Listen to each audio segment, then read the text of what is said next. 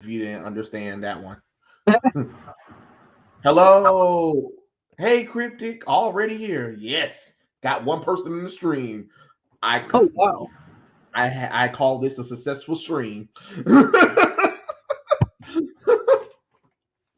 So hi everybody, whoever's going to come in and later on. This is me, Trey, and I have my co-host over here, Desmond Kate.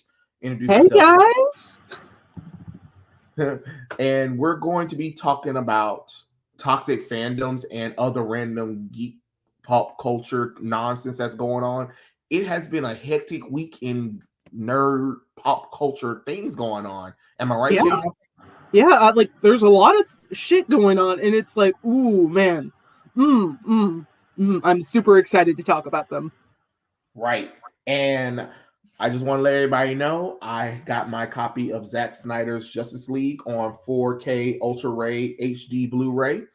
And it has been really cool looking at this movie. I even heard rumors that because of how successfully well this movie sold, DC is thinking about reestablishing the plans that Zack Snyder had for the Justice League, which I think they should, because I don't care what nobody say.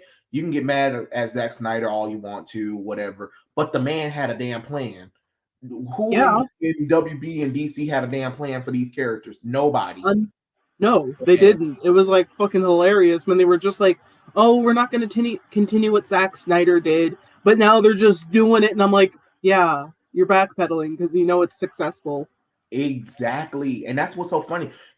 I went to conventions and talked to people or whatever. Surprisingly, a lot of the audience did like Batman versus Superman Dawn of Justice and Man of Steel. They say, yeah, of course it has flaws, but it did something different than what Marvel was giving us. And I'm like, what? I am shocked and appalled because the census is that Batman vs. Superman and Man of Steel are two of the worst comic book movies of all time. And apparently with the fandom, it's not. With a lot of like random people, even people who aren't like really into DC and Marvel, they were like, yeah, I enjoyed what they were doing. He was like, most people were just upset that Henry Cavill and Ben Affleck haven't had solo movies yet. Like, wow, like you would never guess hearing from all these different people that they were into what Zack Snyder was doing with the Justice League. Surprisingly, even though there are some people who didn't like it, and of course this kind of segues into our topic of discussion about fandoms. Are they toxic? Kate, what you think? Well, I think when it comes to like fandoms, there can be a bad side and a good side, but it like depends on where you go exactly because it revolves around little groups of different people. So whoever you interact with, it will always either be positive or negative, or it depends on your behavior too. So if you there's a lot of factors, but in general, I think most people, if you interact nicely and not, come off as like an asshole or anything, like right, like straight away, people will like be nice. But I don't really think there's a huge negative fandom per se. You know what I mean? Yeah, I agree, but what I don't like is I'm seeing this rhetoric that's going on where is that's what they like to use as an excuse, and not just Hollywood. People in general, when they try to defend the nonsense that the people who own the IP has done, they always be like, "Oh, toxic fandoms," or "It was the toxicity of the fandom," or "They pushed me out," or whatever, or something like that. So the whole fandom is toxic, but not Yeah, realizing there's a lot of things that go involved, and a lot of times people not understanding that you came into this fandom antagonistic towards most people. yeah. That reminds me of Indiana Jones, like the director. I forgot his damn name. I think it was something Gold, like Mangold or something. I can't remember his name, but Mhm. he was on Twitter and he was like talking about like responding to a YouTuber on Twitter, and they got into an argument, and he was talking about how that like he wanted to make a movie for actual fans, saying that the people who were toxic or negative about how he was handling this movie weren't actually fans of the like franchise. That's crazy when those are the people that are actually the backbone of the entire fandom.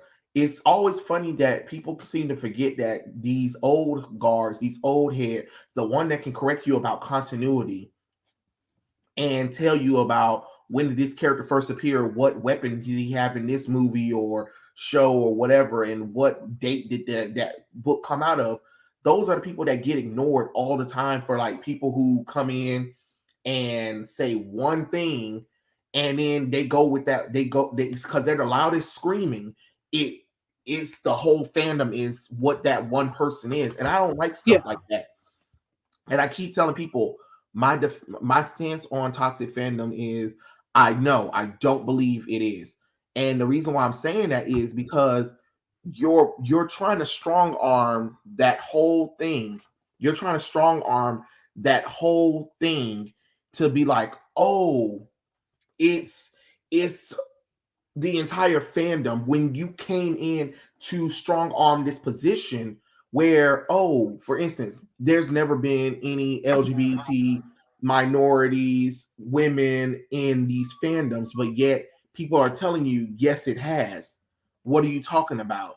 And people, and then the people who come in, the ones who really haven't been here, will tell you, nah, and they'll be excited about the quote unquote new stuff, but it's just like those aren't new things. It's always been here. Why are you going with this whole rhetoric of it's never been here until you guys came in? And here's another thing is here comes other people outside of the fandoms coming into the fandoms, changing everything about the fandom to accommodate the people who never cared about the fandoms to begin with. And I just be like, but that makes you guys the toxic ones, not the fandom, because the fandom was fine. They When you're a fan of something, you like what it is. I'm not going to come into okay, I don't know anything about, I mean, I know a little bit, but I don't know much about Dungeons and Dragons, right? Yeah. So what I'm not going to do is, let's say I want to get into Dungeons and Dragons.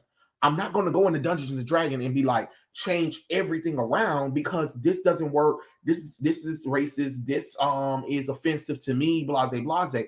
And that's what's happening with all these fandom is people coming in talking about everything needs to be changed to accommodate modern sensibilities, and it just doesn't work. And then try to cry wolf and then be like, oh, it's the fandom that's toxic when they're having pushback. But it's just like you knew what was going on when you came into this fandom.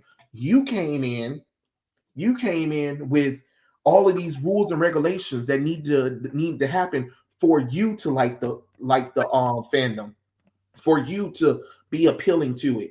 And it just does it that doesn't make any logical sense to me. It just doesn't make any logical sense. You know what I'm saying? And I that's know where what my you're saying. come from and stuff like that. You know what I'm saying? Like, let's stop blaming the entire fandom itself as a broad stroke of, oh, it's toxicity. Yes, every fandom has toxicity. Don't get me wrong. I'm never going to say that it doesn't. But I keep seeing people strong arm that, oh, they'll take instance from one moment in time where they get this one message or they get this one thing, or Hollywood will say that the fandom's been, but are you really seeing the whole story? Because 9 times out of 10, I'm seeing that people are coming into these fandoms and literally antagonizing them and telling them that, hey, if you don't hey, you have to change everything that you know about this character in order for brand new people to come in. That's not how that works. That's not how that works. If you're a fan of this fandom, be a fan, but you should never come into the fandom and demand or dictate things and then change everything, and then when the fandom makes a pushback, you go and cry wolf and say that the entire fandom is toxic. No, because each of us gonna get some toxicity no matter where you go in any fandom. I'm not saying that there's not, but what I don't like is that we keep trying to blame the fandom and not the people ownership of the fandom. You get what I'm saying? We're not blaming Hollywood at all. We're not blaming the people who sit up there and change everything about the fandom to accommodate people who never cared about it in the first place. If I'm sorry, if you've been on this earth for 30 years, you've seen Superman, you've seen Batman, right? Okay, cool. But you've never picked up a comic book, you never watched any of the movies, you've never watched the shows, the video games, the merchandise, or any of that kind of stuff. So, and then you come into it and you're asking, hey, can you change Batman and Superman? Hey, first off, can you make Superman gay for me? And can you make Batman black for me? Because it makes me feel some kind, you know what I'm saying? And then DC and Marvel or whoever or whatever fandom's in charge be like, oh yes, a master, we'll change it for the people because we want to appeal to the normies or the people who weren't really fans instead of listening to your actual fandom. Like there's a reason why you're getting pushback from your fandom because you're coming in and changing everything that they know to accommodate new fandoms who, I mean, I'm not saying that they're not fans. I'm not saying you can't become a fan, but it cannot come into a fandom and change everything about it to accommodate new people. I'm sorry, that's not how that works. Now, you can change things to try to make it easier for them to come into the fandom. That's true. But once you start changing the fundamentals of the characters or the game or the movie, whatever, just to accommodate new people, I'm sorry, that doesn't make any sense. That's you coming in antagonizing a fandom that was perfectly content with what was going on already. And again, I'm not saying that fandom is not toxic. I'm not saying that you're not going to get any toxic people. We all have our moments where I have been toxic, you've been toxic, other people been toxic, other people get toxic back to us or whatever. But I don't like this strong arm where when it comes to the blame game, it's the fandom and it's not the people that are antagonizing the fandom. Like all this stuff with the whole Indiana Jones stuff. Now, come on now. Look, Disney, stop acting stupid. You knew what you were doing when you came in with Indiana Jones 5 and you made these retarded changes for a franchise that already has a built-in fandom that loves what was already good about the fandom, but you want to come in here and change a lot of things. And they're saying, we don't really like it. Let's not do that. And you double down and then you go on Twitter and have a tirade because somebody made an opinion about, well, I don't think this will work or whatever. Oh, so what you trying to say? I don't know anything? Well, 9 times out of 10, most of the people nowadays that comes into these fandoms proven that they don't care about these IPs like that. I mean, I don't know what to tell you. At some point, when is Hollywood and the entertainment business going to be at fault? Because I keep seeing these articles where it's always the fans' fault. Wait. So if it's the fans' fault, why aren't we getting the things that we like then? I didn't hire the actors. I didn't write the script. I didn't write the screenplay. I didn't have the camera. So how is it my fault? I didn't put the money into it. So how is it my fault when y'all sat down, had a meeting, you knew what was going on with this character, you knew it had legacy, you knew it had money behind it, and you fundamentally change things about something, and then shock when you get blowback. And then when you get blowback, you got news articles like, there go toxic fans being toxic again. No. Let's get toxicity out of there. No, here are fans being opinionated. And of course, you guys are going to pick the ones where they say some extreme stuff. Everybody, if I wanted to, all I got to do is find a random person that on my Instagram or on my YouTube when I make a video that they don't like, go kill yourself. I can easily pull that up. And use that as a strong arm, but that doesn't mean that the rest of the fandom is. And that's what I'm saying. They keep using instance of where one or few people done said something, ignoring the fact that there are millions of people who love this fandom, and a million of these people have proven to you that they don't like these changes. You can't sit up here and keep ignoring this and saying that everybody's toxic, everybody. So by that understanding, that means the people around the world are racist, homophobic, trolls, all of that nonsense that you've been saying. Because I love how everybody in America want to say everybody's homophobic, Nazis, or whatever when they don't agree. But you don't say that when other countries have said that.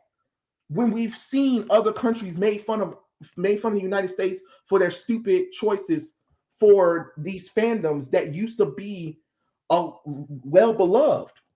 I mean, if the people around the world aren't really liking some of the changes that you're doing, at some point it can't be us. It can't be the fandom. It has to be you, Hollywood. That's all I'm saying. Take some responsibility. It'd be different if they were taking responsibility, but they're not taking responsibility. And people trying to defend them for their choices. Why defend them? Why defend people who set up there and purposely change the fundamentals of the fandom, purposely antagonize the fandom, and then get mad when they get some blowback? We've been weaseled, we've been bamboozled, we've been lied to. They promise things that we never get. Sometimes we'll get a surprise character that they never market off of, and then we'll get some subverting expectations. Oh, let's get rid of the male gaze. We need more diversity. Let's take a classical white character and bring in a black person or a minority or LGBT character. Even though people in the fandom be like, wait, here's original LGBT minority black characters that you bring in. No. That's not going to sell because you guys don't buy them. But if you're not doing anything with them to make us interested in them, I mean, you get what I'm saying? It's always an excuse for the reason why it's okay to come into a fandom and change everything about it. And then be shocked when you get blowback and then cry wolf when you get some kind of attack or opinion about it. Again, not justifying it, but I'm not going to sit up here and say fandoms in general are toxic. And that is a notion that we need to get out of people's head, is that fandoms are generally toxic. No, they're not.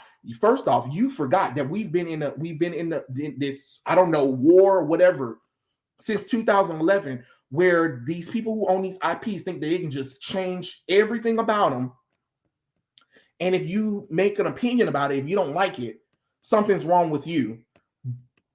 But then more people are following suit where like, hey, I don't like this. Hey, can you not do this? Hey, I don't know if this is a good idea. Hey, this was fine before. Why are you changing it? Oh, because we're trying to accommodate new audience. I mean, yeah, but it ain't enough new audience to justify these changes. And it's been shown that it's not.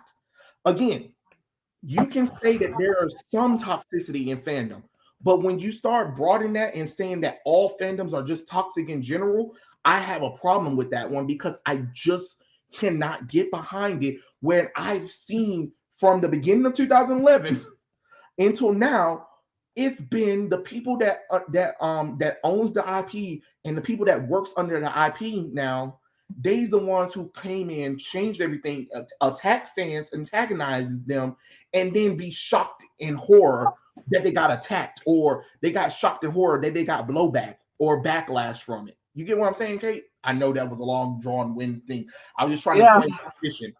It's understandable, Trey. I was just like, wow, like I don't know when to interrupt. Actually, I was just like, I'll just wait till he ends. Sorry. Yeah, it's okay.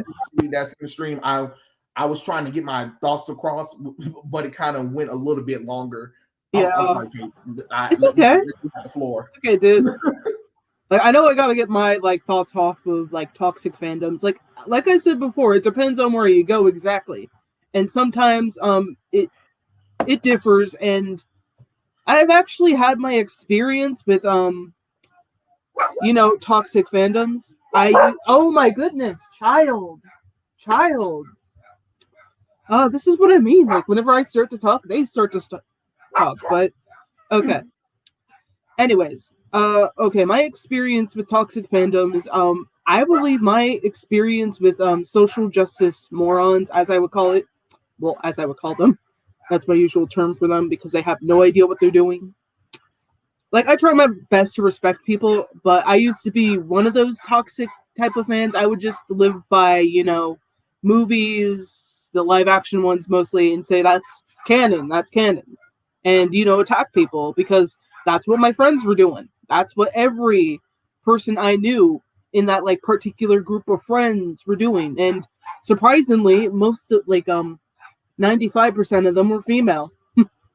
No, I'm not saying they're like all females are like that, but most of the ones that I've met that are toxic tend to be female because for me, I just see some females wanting to start fights when it comes to like fandoms. Believe me, I've seen plenty of fights over ships. I've seen plenty of fights over other shit, and it just like it makes me cringed out. And after a while, I just got tired of the toxic environments. I kind of move on from different fandom to fandom to kind of see where like how everything is. And after I left those group of friends, I found more positive people. Again, like this is my experience with like moving around the fandom and meeting different people. You're either going to be offended by them or you're going to accept them. Like I'm not saying everyone should be like offended over people because like I think that's the number one thing that leads to toxicity in the fandom. Because if you get off the wrong foot or if they like start shit with you or if a big problematic situation like politics comes in, then it's definitely going to cause like toxicity. And that is, the company's fault. They bring in topics that some people don't want to talk about, don't want to get near.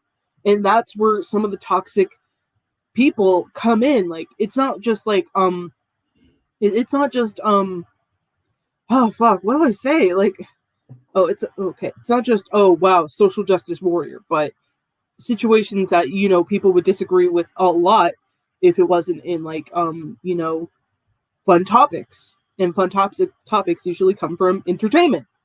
Mm-hmm. And when you have that kind of shit coming into entertainment, that creates the toxicity. That's what I'm trying to get at. Like guys, like this is just basically Trey's phrased but explanation, but much shorter and kind of understandable. Okay. I am so sorry about that. I kind of went a little bit, yeah. But I was just because I want people to kind of understand where my stance is, because I don't want people to be like, oh, you're just saying that that fandoms don't have toxicity. It does. I'm not saying that. But what I'm saying is you cannot keep using that as an excuse to label the entire fandom as toxic and say fandoms in general are toxic when that is not true. That is not true. Go to a comic book store. Go to a place that has a lot of those fans, those same people or whatever. You'll be surprised. They are not. Go to a fucking convention, for God's sake. Yes, go to a convention. Go to one, please, people. Like I've been to 3 conventions back to back this year, and people are so nice and stuff like that. Yeah, we'll have our little heated arguments, but it's all in fun. It is all in fun. You'll never see any of the crazy stuff that I see on Twitter or some of the stuff I see on Instagram or some of the stuff I even see on YouTube. You'll never see that kind of craziness that the media like to perpetuate, or people who make the defense videos or defensive posts or whatever. I never see that. And again, I'm not saying that. You know what I'm saying? I'm not saying that toxicity doesn't happen, but understand that just like in the real world, you're going to meet people that are toxic. You're going to work in a job that is toxic. You're going to be in an area that is toxic. It happens, but you're not going to label the entire thing toxic. You know what I'm saying? Oh, for instance, I go to New York City and I went to a certain part of a neighborhood in Brooklyn, right? And it was a bad experience. And then I go on my Instagram or Facebook, Twitter, or whatever, and be like, New York is just so toxic. They were so mean to me, and they sent death threats to me and everything. So New York City is very toxic. People do not go there because they are very racist and rude. Just because of one experience, that doesn't make any logical sense, and that's what I'm seeing. You get one experience from a certain group of people, or you're getting experience from one person, or something like that. And now you're broadening the brush and saying that it's the entire thing when it's not. When it's not. Oh, I am so sorry, guys. I did not see a lot of you guys chatting. Oh God. Okay. Okay. Okay. All right. All right. Let me get to some of these comments. Let me get to some of these comments and stuff like that. Okay, so Cryptic says, "What the Snyder Cut? Dang man, one of my good friends is a longtime hardcore Superman fan, like I am a Cap fan, and he really hated the Snyder versus Superman.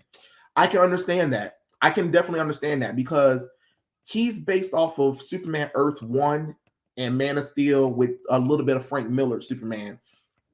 And a lot of people have to understand, before the DCEU came about, DC Comics had rebooted the continuity to the New 52. And a lot of people already got it in their head what Superman, Batman, Wonder Woman are through either the Justice League animated cartoon show or the Super Friends, or just back in the 90s or early 2000s before they stopped. There used to be commercials about the DC characters, and we saw what they look like. We got a little bit of previews of what these characters are. So the media already has a certain look. I mean, a perception of Batman, Superman, and Wonder Woman. So it's understandable. It is understandable why people didn't like it, and I understand a lot of people. A lot of people really didn't like it because of Superman snapping Zod's neck. And again, I can understand. I can definitely understand that. But at the same time, I understood what Zack Snyder was going for, because the whole purpose of this story, just like the New 52, was what if superheroes showed up in today's world and had to deal with today's societal issues in a dark post 9/11 world. That's literally what the New 52 was. That's what Earth 1 was. And that's basically what, the DCU is. And am I saying that it was a good choice? Not really. I would have went the DC animated route, but at the same time, I understood, because another thing that people have to understand is a lot of fans were getting tired of the Marvel cookie lighthearted kind of thing. So it's kind of funny that people was complaining about Marvel thing, and then DC decides to go dark with their stuff, and you complain about that. You get what I'm saying? But DC did try something new, so I have to give them credit for that. Is some of their choices that they made is stupid? Of course, of course. But one thing I'm never going to say was their choice of Superman. Henry Cavill is perfect. If it's perfect. If I had the ability to go to Hollywood and control some things, oh, Henry Cavill will be back in that Man of Steel suit ASAP Rocky, and we'll have a Man of Steel 2 before next year. By next year, I can definitely tell you that. The same thing with Ben Affleck. His ass will be in a Batman suit until he can't walk no more. Until I get my at least 3 trilogies from him. I'm just being honest. Sorry about that, guys. Let me see what else. Dominic said, "Good evening, all." Hey, Dominic, I'm made it. I'm glad anybody made it. You know what I'm saying? Let's see. Cryptic also says, "Sadly, I think toxic fans are being used as a shield by the media to defend anything the studio did, like 2016's Ghostbuster, that set the standard that if you don't like it, you're a sexist." And that, yes, Cryptic, that is the catalyst for a lot of this stuff. Was like when Ghostbuster 2016 came and most people rejected it. Oh boy, the media had a field day with us. The media had a field day with us. We were labeled everything under the sun. I've never seen, and that was like my second time seeing the media. Like I started seeing the cracks in 2011, but 2016 is where it really put a lid on everybody. Like, oh, that's how you studios feel now? Damn. Yeah, you're right. That doesn't like a strong female. Sup, nerd it. Let's see. She says all fandoms are toxic, of course. All IP evolve. That's true. That is definitely true. They can evolve, but that doesn't mean you forget your past. And that's another problem with a lot of these people who are under the ownerships of these IPs now. They forgot their past and what made them successful and trying to change them to accommodate something that hasn't proved to work. So I don't know. I mean, I'm not saying that you can't grow and change, but remember not to remember when you're evolving, remember what made you great to begin with, what made fans love these IPs to begin with, and not what you think they should like them as now. People who make death threats over casting, aka Gal Gadot, as Cleopatra, that's toxic. That comes from woke people who are pro this toxic fandom narrative. I mean, it's crazy. It's crazy. Like no. What I know it's crazy. I never want anybody to send nobody death threats, but at the same time, I have to be a realistic. I have to be a realist where it happens. It happens. It sucks. It sucks, but at the same time, you kind of have to have strong, thick skin and kind of have to get over it. I mean, because really, really, if a person hiding behind some kind of avatar or don't have a face, don't have a follower, just recently created the little thing and sending you death threats, come on now. Come on now. Come on now. And then with how technology is, you can easily track an IP address. It's hard to believe anything. And again, I'm not saying that it doesn't happen, but oh God, I just kind of hate when the media use it as a shield for, yep, see, we told you fandom is toxic because look at these few little fake profilers that says kill yourself. And and are you dead? Oh, Did what? did you listen to him? No. Okay, then so Okay. it comes with the territory. It's one of those things when you put yourself out there, you have to understand the storm of whatever you're getting. You do. You have to understand the storm that you're getting. You know, I'm quite sure me coming out on these videos or whatever, I'm quite sure people done said some terrible things about me that I can give two craps about because I've been made fun of ever since I was middle school. Is the farthest I can remember anyway.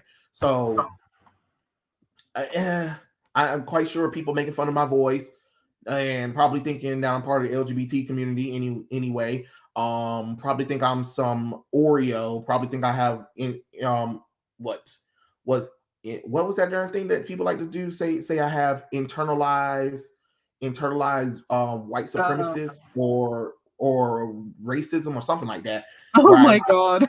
the hatred of my skin color. That's why I don't want to see black people succeed. I'm like, what? Okay, sure, whatever. So I've been called everything under the sun. I've gotten messages where go kill yourself, screw you, go touch grass, whatever that means. I still don't understand what touch grass mean. Like all of these crazy lingo words that people say as a rebuttal, I don't understand. And even though I'm a techie kind of person and I'm young, I don't understand these new words. I mean, like they're taking words that I know the meaning for, but apparently it means different things nowadays. So, it is what it is. Um, let's see. Fandoms are generally welcome to newcomers who are not familiar with it, whatever genuinely like. Yes, there may be toxicity within the fandom, but but that's from a vocal minority. Yeah, that's what I'm saying, Dominic.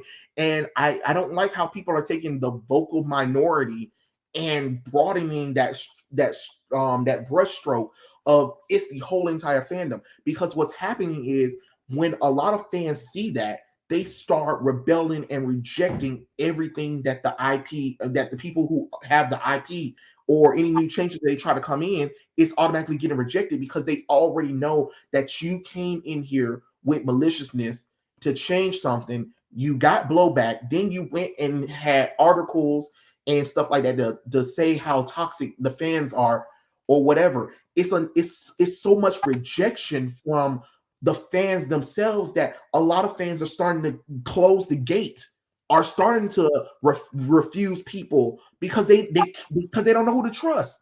They don't know who to trust. And I can't blame people for not wanting to open up about their fandoms anymore, or not wanting to give people, I mean, new people a chance with fandom, because they've learned from the betrayal of what Hollywood has done, that when you open that up, they come in and change everything about it, and then blame you for not liking the new changes that were uncalled for.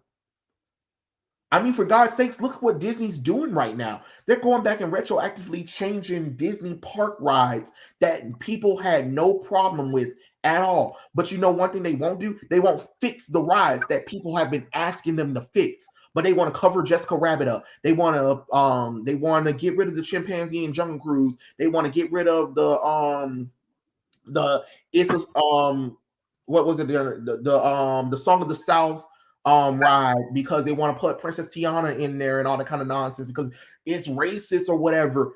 And it's just like, you're focusing on the wrong thing, and then and instead of giving people what they want, you're doing the things that they don't want, and then are shocked and surprised that people are rejecting you. You know, I don't get that. Do you understand what I'm saying, Kate? I don't understand. It's like Oh they're wow, I completely forgot about that Jessica Rabbit thing. But now that I realize it, it's just like okay, she's supposed to look beautiful. I know she has a chest. Like I Mhm. know. But like isn't that the fun thing about wanting to get older as like a teenager or kid? You look at a very pretty like character like Jessica Rabbit. Little kids are just like, "Oh wow, she's really pretty because she's wearing a sparkly red dress or because she has that cool hairstyle." Like lots of kids don't automatically think, "Oh right, she's super sexual. That is inappropriate. Oh my god, we are being I don't know, like it just doesn't make sense to me. There's been many characters who have like been very beautiful and have big chests, like, but that's the point of her character. She's supposed to be that joke kind of like if I'm making sense, cartoony type of woman who looks very attractive, and you're just like, how did she end up with that? Like Roger Rabbit. You're just like, wow, what the hell, man. Mm. Yeah, it's like the art of subtlety is lost on everybody. People forgot that was literally the point of Jessica Rabbit's character. It's like everybody forgot the line, "I'm not bad, I'm just drawn that way." She knows that people look at her a certain way, so she's a femme fatale. That is the purpose of her character. And for her to fall in love with somebody like Roger, it's like, wait, what? We thought, yes, you thought, you made an assumption of the character, and she proven to be a smart, intelligent woman who was very cunning in the movie. If you watch the movie, she wasn't the damsel in distress in like people thought or whatever. Or a lot of I remember when we were watching it, and we were talking about it because we discussed the book and we discussed the movie.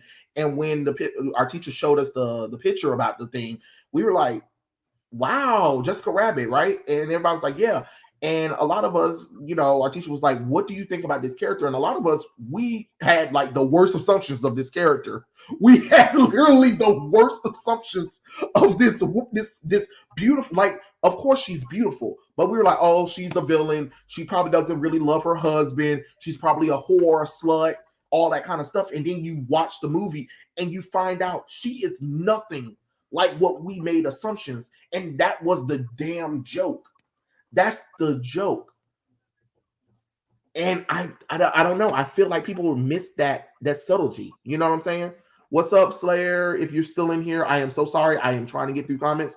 I completely went on a rant. Not a rant, but a thing, and I completely forgot. So I'm reading the thing. So I'm getting back to everybody's comments as quick as possible.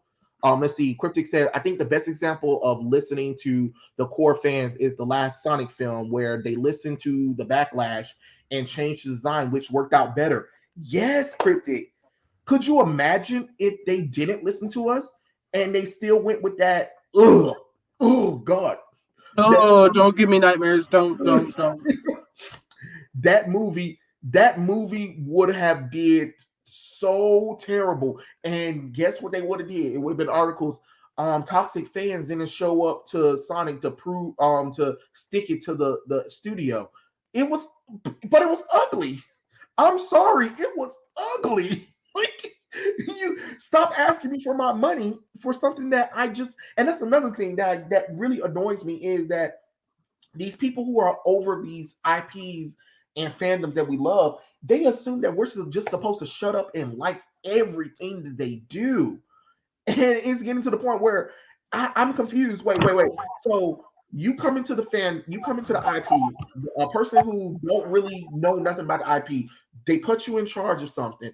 So you go and retroactively change everything about the IP and then want me to spend my hard work and money on it and shut up and accept it without making any kind of complaints about it. What? I'm sorry. Make that make sense. Make that make sense to me because I'm confused on how that works. You can't demand people to give you money for your terrible shit. Just like if you guys, I don't know if any of you guys watch Chuck Dixon, because you know the legendary writer Chuck Dixon, he has his own YouTube. If you haven't followed him, follow him. He answers questions all the time. He was on Young Ripper's live stream earlier today, and they were talking about he was talking about how these people who under in the IPs right now, they're upset that people aren't buying their stuff or whatever. And it's just like he was like, just be honest with yourself. Your stuff sucks, and you can't ask the fans to put money into stuff that sucks. It doesn't work like that. You can't demand anybody to make changes. You can't make people. You can't demand people to put money into something that sucks, and it does. A lot of this stuff nowadays do suck, and it just doesn't make any logical sense. Like you can course correct, but nobody wants to course correct because don't nobody want to step on nobody's toes. Don't nobody want to offend nobody, and it's just so crazy. It's like the whole thing with the whole Kelly Sue DeConnick thing about where she was worried about the comic book lines and the direct marketing, the 30,000 is now successful compared to back then. That was cancellation titles. And it's just like, but you know, one thing that you didn't talk about was how a lot of y'all work sucked. That's why a lot of people didn't buy it. What you think if you lowered the price of these books or whatever, or you think if you lowered the price of whatever to get me to buy this stuff? No, I can smell bullshit a mile a minute. You can look at these books nowadays and you can tell. And then not even that, there are always solicitations, there are always sneak previews of what the stuff is. And a lot of people get turned off by first looks. Remember, like in business, I know school has taught you this. School taught that sometimes you have a 30-second elevator pitch. You got 30 seconds to wow me. Go. Now Hollywood. Say that again, Kate. I was just responding to that whole do that, and I was just like, that's usually how they react, you know? Yeah. And that's the truth. Hollywood forgets that they got 30 seconds to impress the fandom. The people, the audience that they want to get. You got less than a minute to get my attention, to get me to want to watch something, to buy something, to support something or whatever. And 9 times out of 10 in those 30 seconds, it looks like trash. It's not interesting. It has a message that I don't really care for. The characters are unrecognizable. You just like, no, I don't want it. I don't want it. And then, of course, you always got people always talking about give it a chance. No, that is money. That is money that I have to work for daily, every day, to go and put my money into something just because. Give it a chance. How long are we gonna give it a chance? It's been a decade. It's been a decade for all of this nonsense, and it still ain't got better.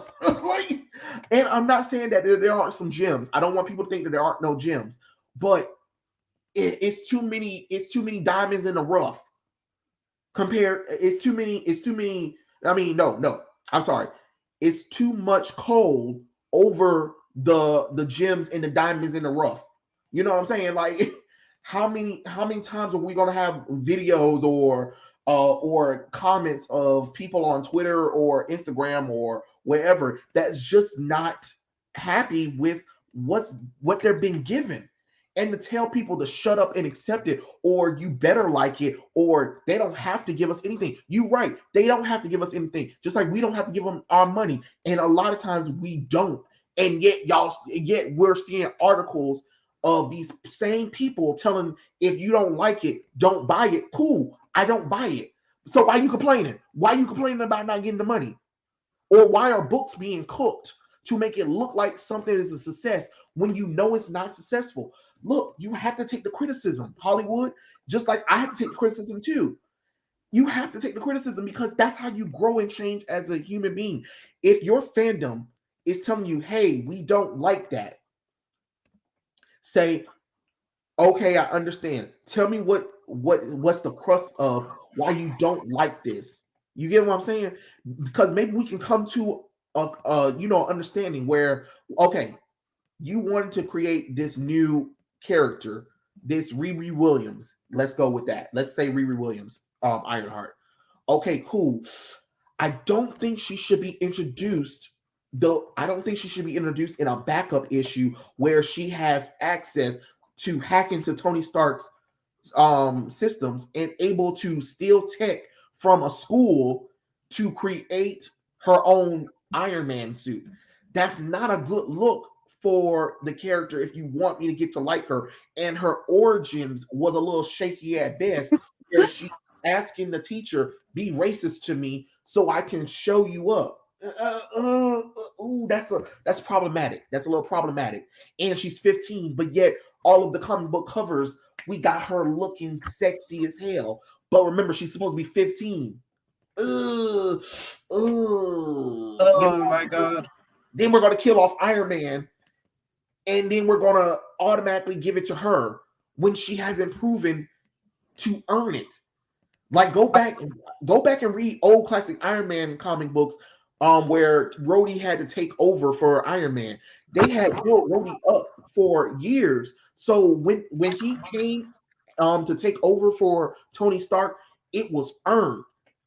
Nowadays it's just like, nope, screw it, new character, she's the best or he's the best at everything because he's diverse or whatever, and he's better than the original white character. No, baby, that don't make no sense. Make that make sense, please. Make it make sense. That's all I'm saying. That's all I'm saying. Like first off, if the idea sounds stupid outside of your head, don't do it. and always get more opinions about it. Always get a second, a third, sometimes a fifth opinion about it. Hey guys, do you like this drawing that I'm drawing? It's good. It's good.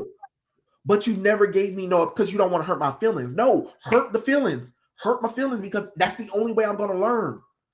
That's the only way I'm going to learn. Well, you drew this arm this way when you could have, twisted it this way, or you could have drew it this way that makes it easier or something like that. You get what I'm saying? Give me something. But, to say, yep, that's good. Because what it does, it makes the people, that the producers, the executive producers, the editors, the big boss, it makes all of them look incompetent by comparison, because it's just like, so did nobody look at any of this before you released it? No, just know, why is the audience now getting the first draft of these stories when it clearly needed about 5 retakes? You know what I'm saying? So it's stuff like that just kind of like bothers me. Like, come on now.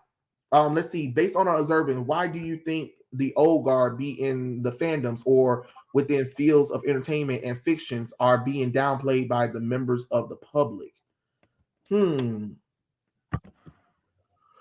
Well, Dominic, that's one of those kind of tough questions. What do you think, Kate? I need to get my argument. Yeah. Okay. Okay. Based on, what do you think? Okay. So. Hold on. Fuck. I unfortunately, when it comes to my brain functioning right now, I'm just like, fuck. What do I say? Like, because it's been a while since I even made a thought for like what I was going to say in the stream. Damn.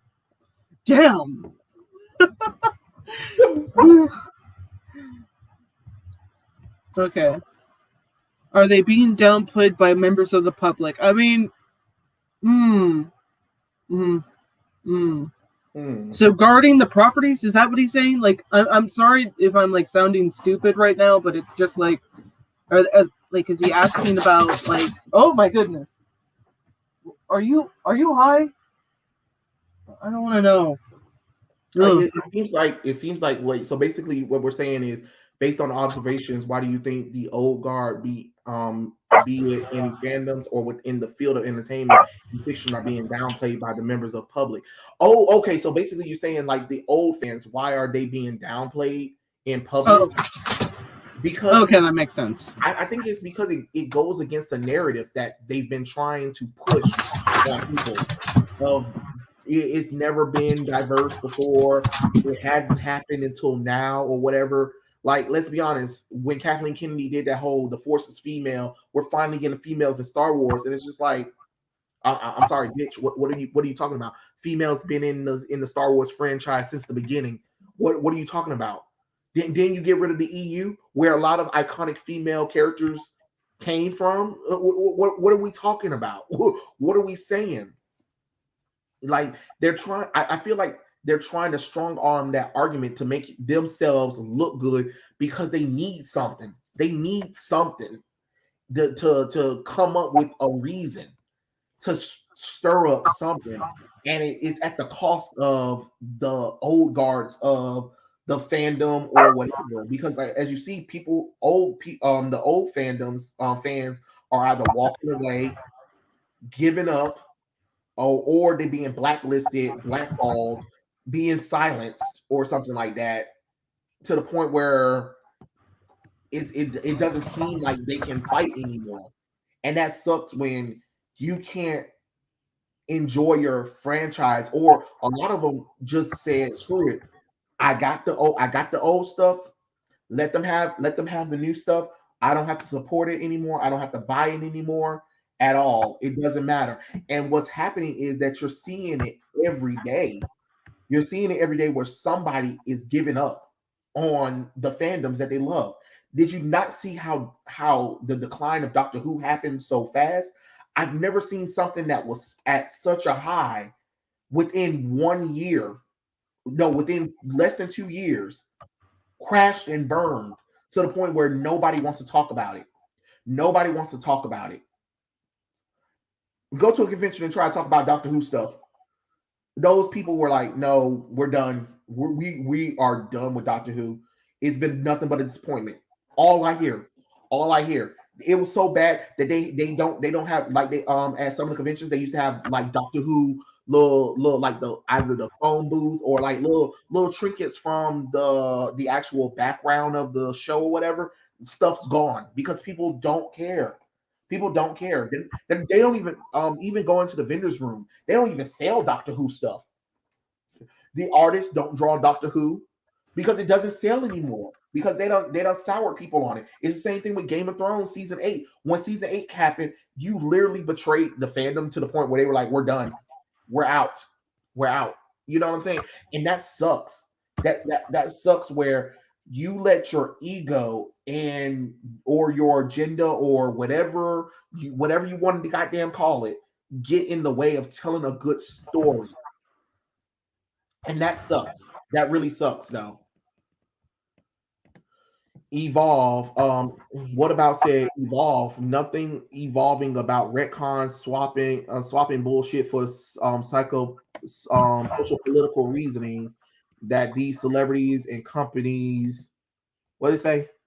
Companies then brag and antagonize. Brag about to antagonize Yeah, consumers. I mean, I get what you're saying. What about, because how is that evolving? How are we evolving when we're literally going back?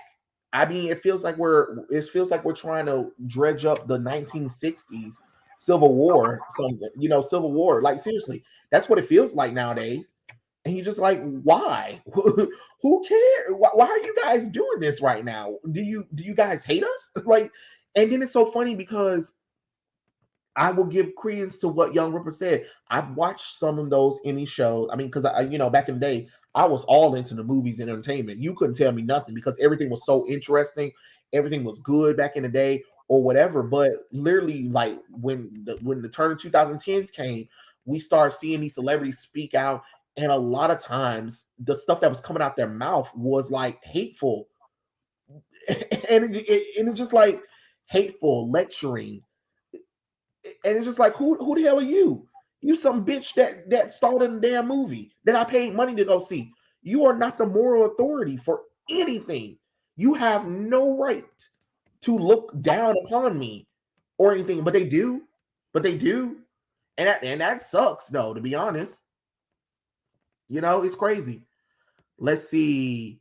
The fandom becomes toxic when SJWs infiltrate comes in and try to change it for their agenda. Yes, Yellow Spider-Man 2. I can definitely agree with some of those points because I don't know if it's SJWs. I don't know who it is at this point. I don't care because there's crazy on both sides of the aisle. But yes, you are right. They come into these fandoms and they come in and they try to change everything for their needs and their wants instead of understanding, hey, what's going on with the care? If okay, if you're a random person, you don't know nothing about X-Men, and you've been positioned to be in charge of X-Men, your job is to learn about X-Men so that way you can make sure when we bring in the X-Men, when you do X-Men stuff, that you're staying as true as possible to the characters. Now, I'm not saying that you can't make no tweaks or changes, but you're trying to stay as truth to these characters as possible for the fans, not the people who never cared about X-Men to begin with. You don't make things for people who never cared about the franchise to begin with. Why do you think the MCU and some of those DC movies were successful back in the day? Look at Superman the movie. Look at Superman the movie with Christopher Reeve. That movie is delicious cheese. It is one of the greatest superhero movies, but the Superman of 78 was literally the Superman of 78. So back in the 70s, the Superman that Christopher Reeves was, that was the Superman that he was. You get what I'm saying? And audience loved it. They didn't care. They didn't care about, oh, it needs to appeal to them. They just went to go see it because it was Superman the movie. And you made the movie as close to the comic books as you possibly could, or at the time inspired by them, and the fans loved it. That's what you need to do. Stop trying to, well, we know we need to change everything about these characters to accommodate the audience who don't read these books, who never invested time and into it. I don't understand why is that before the actual fans? Like it just doesn't make any sense. You know what I'm saying, Kate? Yeah, I know what you're saying. Oh my gosh, that did remind me about something with all these like reboots and shit. Like, have you ever watched The Wonder Years? Oh yes, I did. Yes, I did. Yep, they're gonna be doing another Wonder Years, but this time with a black boy. Oh, I saw. I saw. Yeah, it was terrible. It was like you can continue something kind of like this, but it doesn't need to be, in the same time. I mean, I understand they're trying to do something connected to that time. We haven't seen that many things like that before, but with calling it the Wonder Years, keeping the theme song, it just kind of feels like, yeah, we're the Wonder Years, the black version. Like, just call it Yeah. Wonder Years black version, because Yeah. that's It shouldn't be called the Wonder Years. It should be called something with year or wonder. Like you can get creative, but don't reboot it because what we're seeing is it's a reboot, but instead it's a black family now instead of the classic white family. And it's just like oh, okay. I mean, you could have just said that this was set in the universe of the Wonder Years and called it something else. That way it doesn't erase the original one, yeah. but it's paying tribute to it by saying that, oh, this is a side story that you never knew while Fred Savage was doing his stuff in the Wonder Year show. This is what this kid and his family was going through at the same time. That Yeah, would make more like sense than reboot the it would make universe. more sense Yeah, because like I keep seeing all this like it takes place during the same time, but the problem would be is like okay, then do we have people who've actually watched the show and know okay in this plot then this would happen? And I know it's not in the same town if I'm remembering correctly, but it's just like you can call it something like the Wonder Years something other title. I've seen people use a title before, but kind of like give off a like trying to say like the Batman movie, but like some kind of title like the Mask of Phantasm or something like that. yeah, You can say the Wonder Years, but something has to be put in to it. You can't just call it the Wonder Years because people will get confused and they will automatically assume this is going to take over the previous Wonder Years. And like, I mean, I wasn't really a big fan. My dad watches it. He had me watch it a couple of times. I don't mind it. It's pretty good if I wanted to yeah, watch it. But it's like this new one was just like, okay, it has everything people would be intrigued by, like what took place during the 60s for those type of people. But I think the problem is how efficient, affiliated, how close it is to, social justice. Like, oh, they just made this because of social justice. Like, of course, like I'm not trying to defend it, but it just doesn't really yeah, settle well, you know? yeah. Let's see. What about said? Imagine being on the side of multi-billionaire, billion-dollar conglomerates. Those kind of people are fools. I mean, yeah, it's kind of like it's kind of weird though because it's just like you guys only care about money, but your fans are telling you what can make you more money. Like, hey, if you add this character in here, if you don't race change this character, if you give the characters their classic look, if you make the character look how they look in the books or whatever, or the video game or whatever, you'll make the money. We're not gonna do that. How about race swapping, force agenda, LGBT characters, and reasons? Oh, you sure you don't want to do the other one? No, no, we're good. We're gonna do this idea because it works. It works. Oh, okay. All right. Sure. You know better than we do because we never cared about these properties until now ourselves. Let's see. Oh, Slayer, you kill me with this one, but I'm not gonna read that one out loud. Let's Oh see. man. Straight says Trey McHale and Dazzling Kate. I love the look of the game Project Eve. It's funny watching SJWs get mad over a sexy female character. Oh, I thought I heard Uh, somebody get mad about some video game character. I didn't know what the name of the game was. That must be it. Yeah, that's kind of dumb. That's kind of dumb. I mean, if she's sexy, she's sexy. Hey, women and sex. Look, sex sells. Get over yourselves. Get over yourselves. Sex sells. you know, stop trying to pretend like you don't. Stop trying to pretend like you don't. You got to be attracted to somebody sometime in order to have a relationship with somebody. You, oh if dang. you know Not bad. any of you guys. Oh, wait, hold on. Let me see if I can. Let me see if I can share. Let's see. Let me see what this character looks like. What was it called? Adam Eve? No, Project Project Eve. Eve. Project Eve. Hold on. Da-da-da-da-da-da. Da-da-da-da-da-da. Ugh. Oh, this is what she looked like. Yeah. Hello, Eve. I see. I have no problem. I have no problem with this one.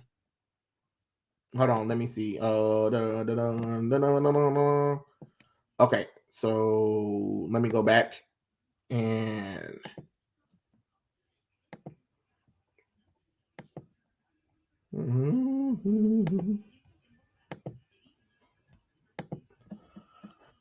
Okay. I mean, I have no problem. I have no problem. And she's so beautiful though. She's gorgeous. She's very beautiful. Let's see. So 2 years ago, Korean developer Shift Up released a teaser trailer for his action RPG Project Eve. We are giving another look at the PlayStation 5 game during the stream Thursday night. Okay, Oh it's dang. 4 minutes. Okay, so they said the game takes place in a not so too distant future, and in it, mankind has been expelled from Earth after losing a battle against invaders called the natives. Okay, there's a joke in there. Oh wow. To win back Oh, the desolate, huh? oh, I was just like, I wonder if anyone who's Native American is offended. I'm not. To win back the desolate and almost destroyed Earth, you will become Eve, the survivor of a paratroop squad deployed from colony who must fight through powerful enemies in the new company. Ooh, I mean, I'm liking what I'm seeing. I am liking what I'm seeing, so I'm sold on the character. I'm sold on it. Yeah, I like it. I do like it. I definitely leave it in thingy. Oh wow. I like it. I do like it. I have no problem with it. And my thing is, wait, people, why are you getting mad? This is a diverse person. These are diverse people that you claim that you want to have more of them do work, and they're Koreans. Korean people are doing this, and we're complaining about it. It's so weird. What? Make that make sense? It Make doesn't make sense. make Like that no make matter sense? what, we can't please them. Like even if it was like everything was perfect, there's gonna be one small thing every person is gonna bitch about. So Right. So I mean, but you got that's what I'm saying. That's why I don't believe when Hollywood and them be like, "Oh, we're all for diversity." No, you're not. No, stop lying. Stop lying. No, you're not. No, you're not. You are not for diversity because if you was, why are you upset that Korean game developers, two Korean people, decided to come up with this game called Project Eve, and you want them to cover up the character? Get out of here with that. Get out of here with that. That doesn't even make the damn sense God gave. Let's see. Nerdette said you're leaving out the fact that many of these loud people are not fans. uh, let's see. Oh fuck.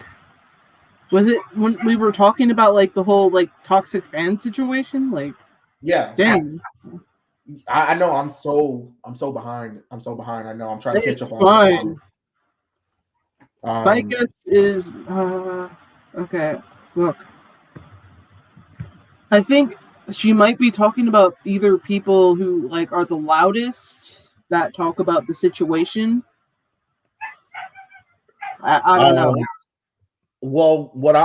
I mean, I think I did say, I think I believe I touched on that where I said we're missing the fact that many of these loud people are not fans. I've been saying that for a long time. The people who've been screaming about the changes that needs to happen for fandoms are the ones that aren't, not the fans that are screaming saying, "Hey, don't change the stuff because we love it."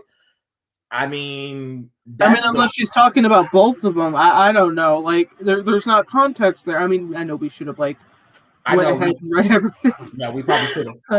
I'm sorry, guys. We're because I want to try to hear everybody's thoughts and opinions and stuff like that. I don't want to be one of those people that just don't read anything that anybody got to say.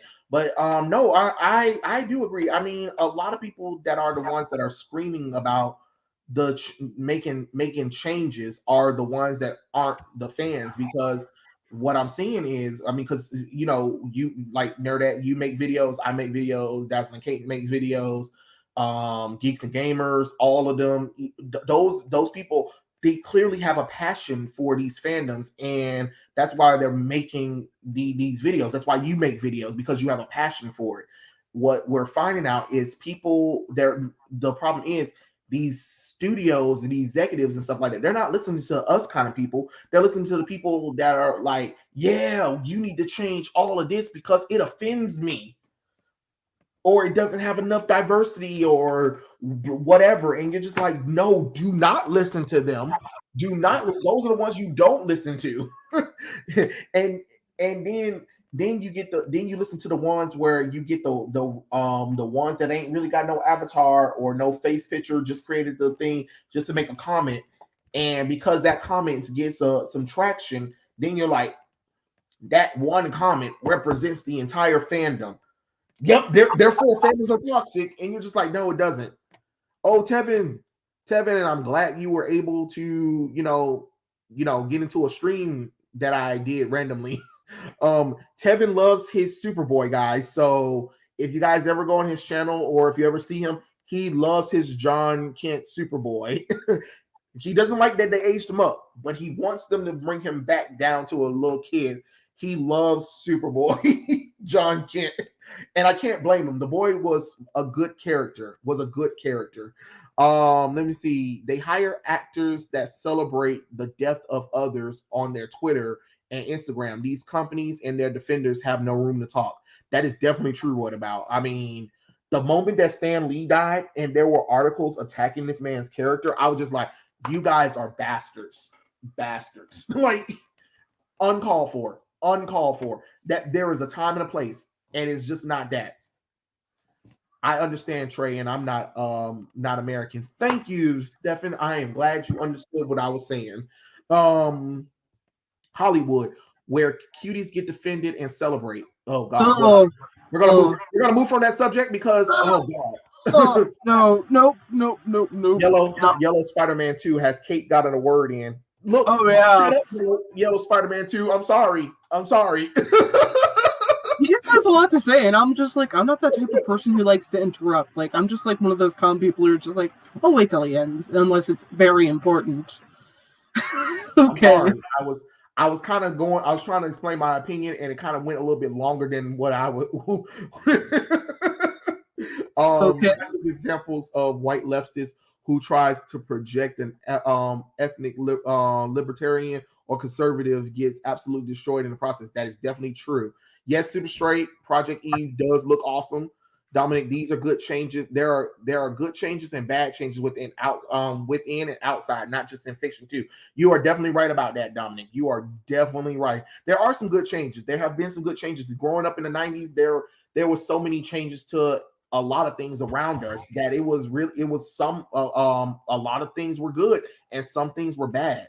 But nowadays, it's so a lot of this stuff is so bad that it just doesn't make any sense. It's like, are we being punked?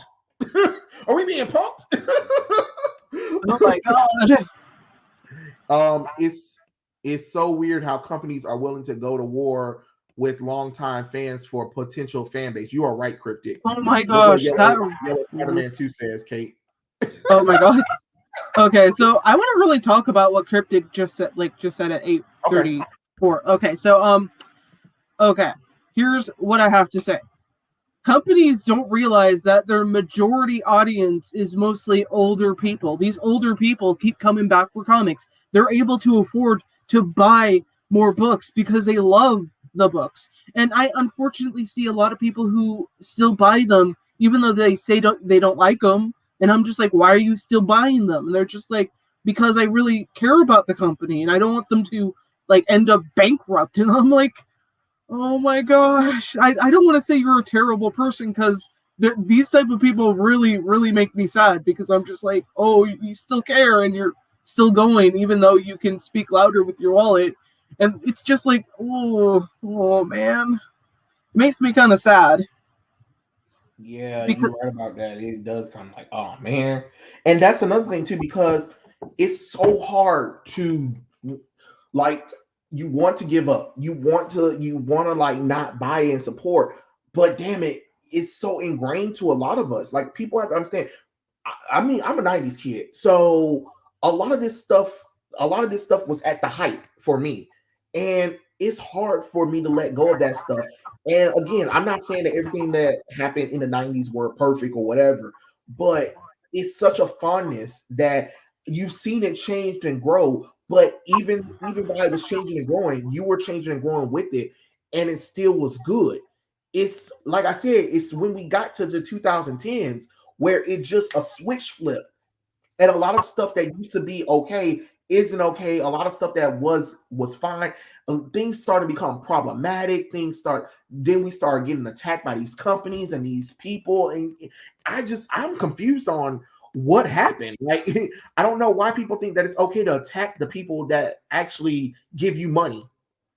You know, let's see. These companies are toxic. Celebrity. What? Hold on. Whoa, the darn thing done scroll down too fast. Oh my lord. Oh, I lost my comment. What? Yep. What? Did you lose a what? What? These companies are toxic. Celebrities in Hollywood are toxic. Okay, there we go. There we go. Yeah, Social I was just justice like I was morons. keeping track. So Okay, social justice morons. I love it. SJ hobos. This is this one is from let's go. Wolfskin. Well, damn. How was the Power Ranger convention? It was super cool, Dominic. My mom got to meet the Power Rangers. She got to finally meet the people that she was spending a lot of money on. She was like, "So you are the people who I was spending money on when he was a kid." I was like, "Yep, Mama, these are the Rangers." It was really cool. It was very interactive.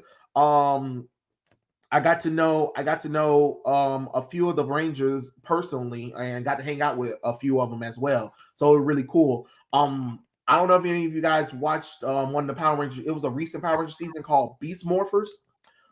It's this Ranger on he's the blue Beast Morpher Ranger. Jazz is his name. That's his real name. I don't know what his character's name is because I haven't seen Power Rangers in a while. And I remember when I looked at him, I said, excuse me. He was like, what's up, dude?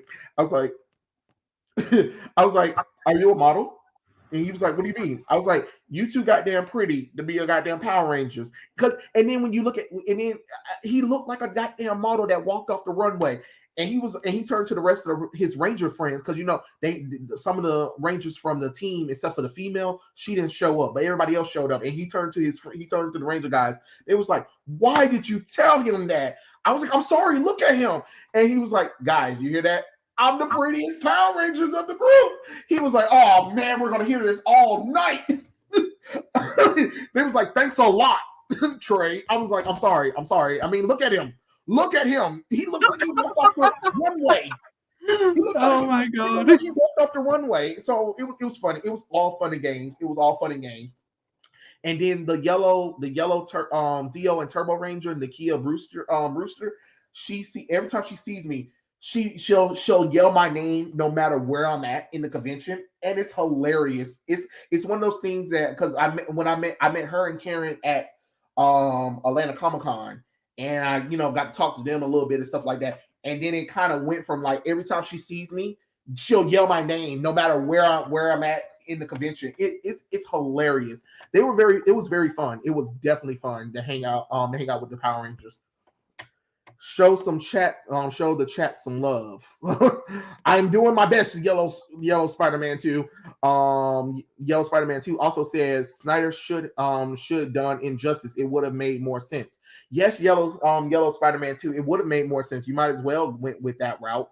I mean, it seemed like he did take some inspiration from Injustice too. I mean, Injustice anyway. But again, the evil Superman thing has been played out so much that a lot of us wasn't willing to sit through it, I guess. But now people are seeing what his vision was, and some people are like, yeah, let's fully see what he's about because you can clearly see he was trying to do a rebirth arc with Superman. So I kind of want to see what he was going to do with the character. I mean, and besides, if I can get Henry Cavill and Ben Affleck back in Batman and Superman, I'll take it. I'll take it. When you stop to think about it, storylines like Nightfall and Kingdom Come are are examples of the worst aspect of the 90s in the comic book industry. Well, Dominic, the problem is those books actually sold well, and those books were were trying to show you a different side of the characters. Like Nightfall, which Chuck Dixon discussed, he didn't think that Nightfall would even do much when they wrote the story.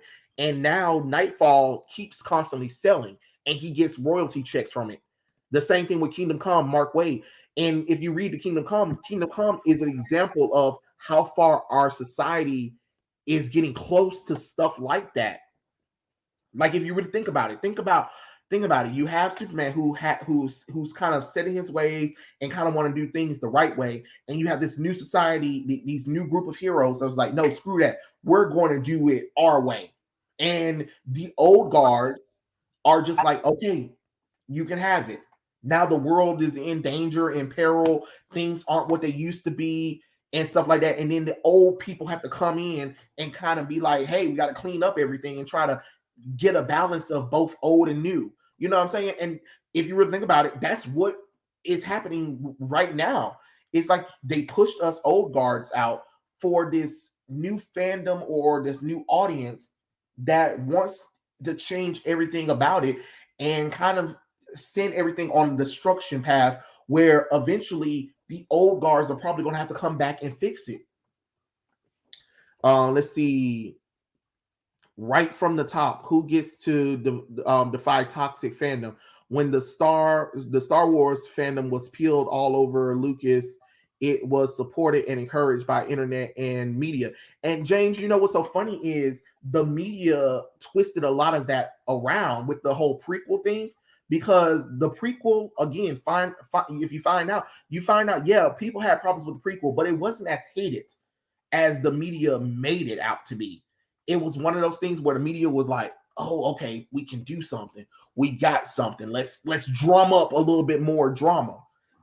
I mean, especially if you talk to people who were around that time and people who worked on Star Wars at the time, and some of the actors. I mean, even the person that played Jar Jar Binks, he was like it wasn't as bad as people made it out to be. It was the media turning the fandom against us, against, and trying to get me turned against the fandom. So the media played a lot in that prequel stuff. Yes, we're going to criticize Lucas because Lucas needed some help. George Lucas needed some help in the prequel movies. There is no doubt, but it wasn't as bad as what has been today. Yellow Spider-Man 2 says Henry Cavill should play Colin Clark, Superman's true Brit. Maybe. Dominic said, interestingly, I haven't seen any stories or storylines that cover the best aspect of the 90s in the comic book industry. Some people only focus on the negative. Um yeah, because with that, Dominic, is to again to string on the whole, see, look at the 90s, it was toxic too. It was toxic too. There wasn't no good stories. And I'm just like, but they were like at the height of the 90s. Some of these comic books were selling over millions. So it's kind of funny when it's just like, yeah, we had some issues in the 90s, and I'm not saying that there wasn't no toxicity there or anything, but man, growing up in the 90s, it was so many good books, to be honest. For me, I don't know what to tell y'all. It was hard trying to pick out, because I mean, think about it. Take $20 in the 90s, back in the day when the comic books were like less than $2. Walk out of the comic book store with 20 books. 20 or more, depending on if I get lucky. You know what I'm saying? So I don't know. I don't know what to tell you. I had some good comic book reads. I wish I could find my old 90 comic books because it's been so long, but it is what it is. But then the moment the sequel trilogy come up, its leader, Miss Kennedy, suddenly fandom was not allowed to have opinions. How dare the customers complain or have negative opinions? Yes, James, that is so true. As soon as she came up, we weren't allowed to criticize anything. The Force was female, she was perfect and everything. I'm just like, oh, okay. That doesn't make any sense, because you came into this franchise and destroyed everything about it and told people to get in line. I mean, get on board or get out of here. And people got out of here, baby. People got out of here. Okay, you right. You right. Y'all still trying to recover and still trying to make back the money that you spent on Star Wars. Okay, sure. Let's see. Yellow Spider-Man 2 said grass is code for weed. So they want me to go and touch weed. Uh, okay. All right. If that works for you, all right. James also said the problem with the 90s, Mr. Pollitt, was that tons of people burned by the 90s and all of the speculation, image, and other what the fuckery. Yeah, James, some people did take advantage of the speculation boom, but a lot of those books were pretty good though. A lot of books in the 90s were pretty good. Now, I'm not going to say all of them were good, but I remember I was reading Batman, Superman, Spider-Man, X-Man, and a few other characters. They were perfectly fine for me. I was just like, I was enjoying almost everything because everything was so action packed and just everything was so detailed. it was so interesting. I don't know. I know that's me. That's my fondness of the '90s talking, but a lot of the books that I picked up, I'm not saying that all of them were perfect because some of them were slow. Some of them were slow because I remember when I picked up some of the Superman books, they sometimes some of them will slow down on me. I'd be like, oh God, here come this bull crap. But a lot of them were enjoyable. I like Song of the South.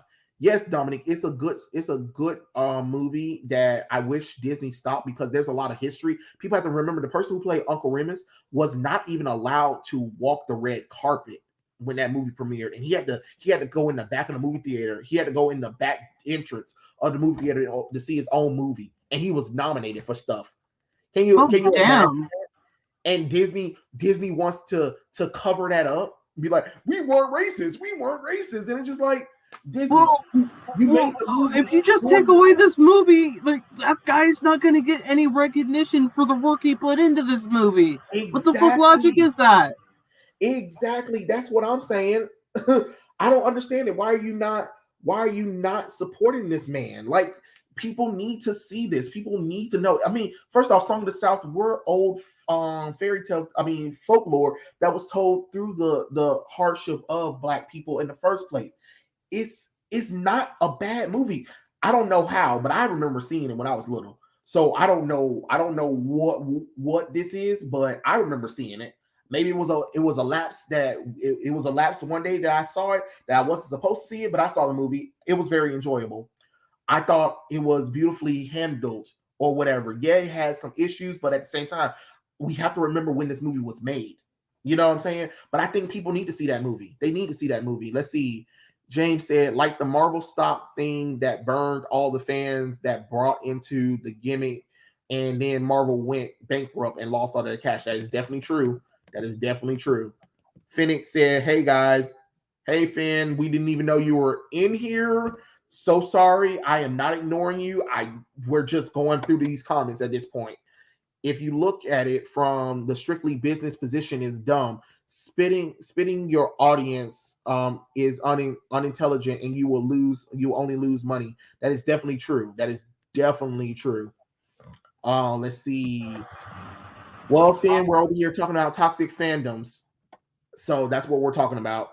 Let's see. Well, the other side of that, Roger Rabbit is a successful tune, and tunes wonder what he saw in her since she was so human.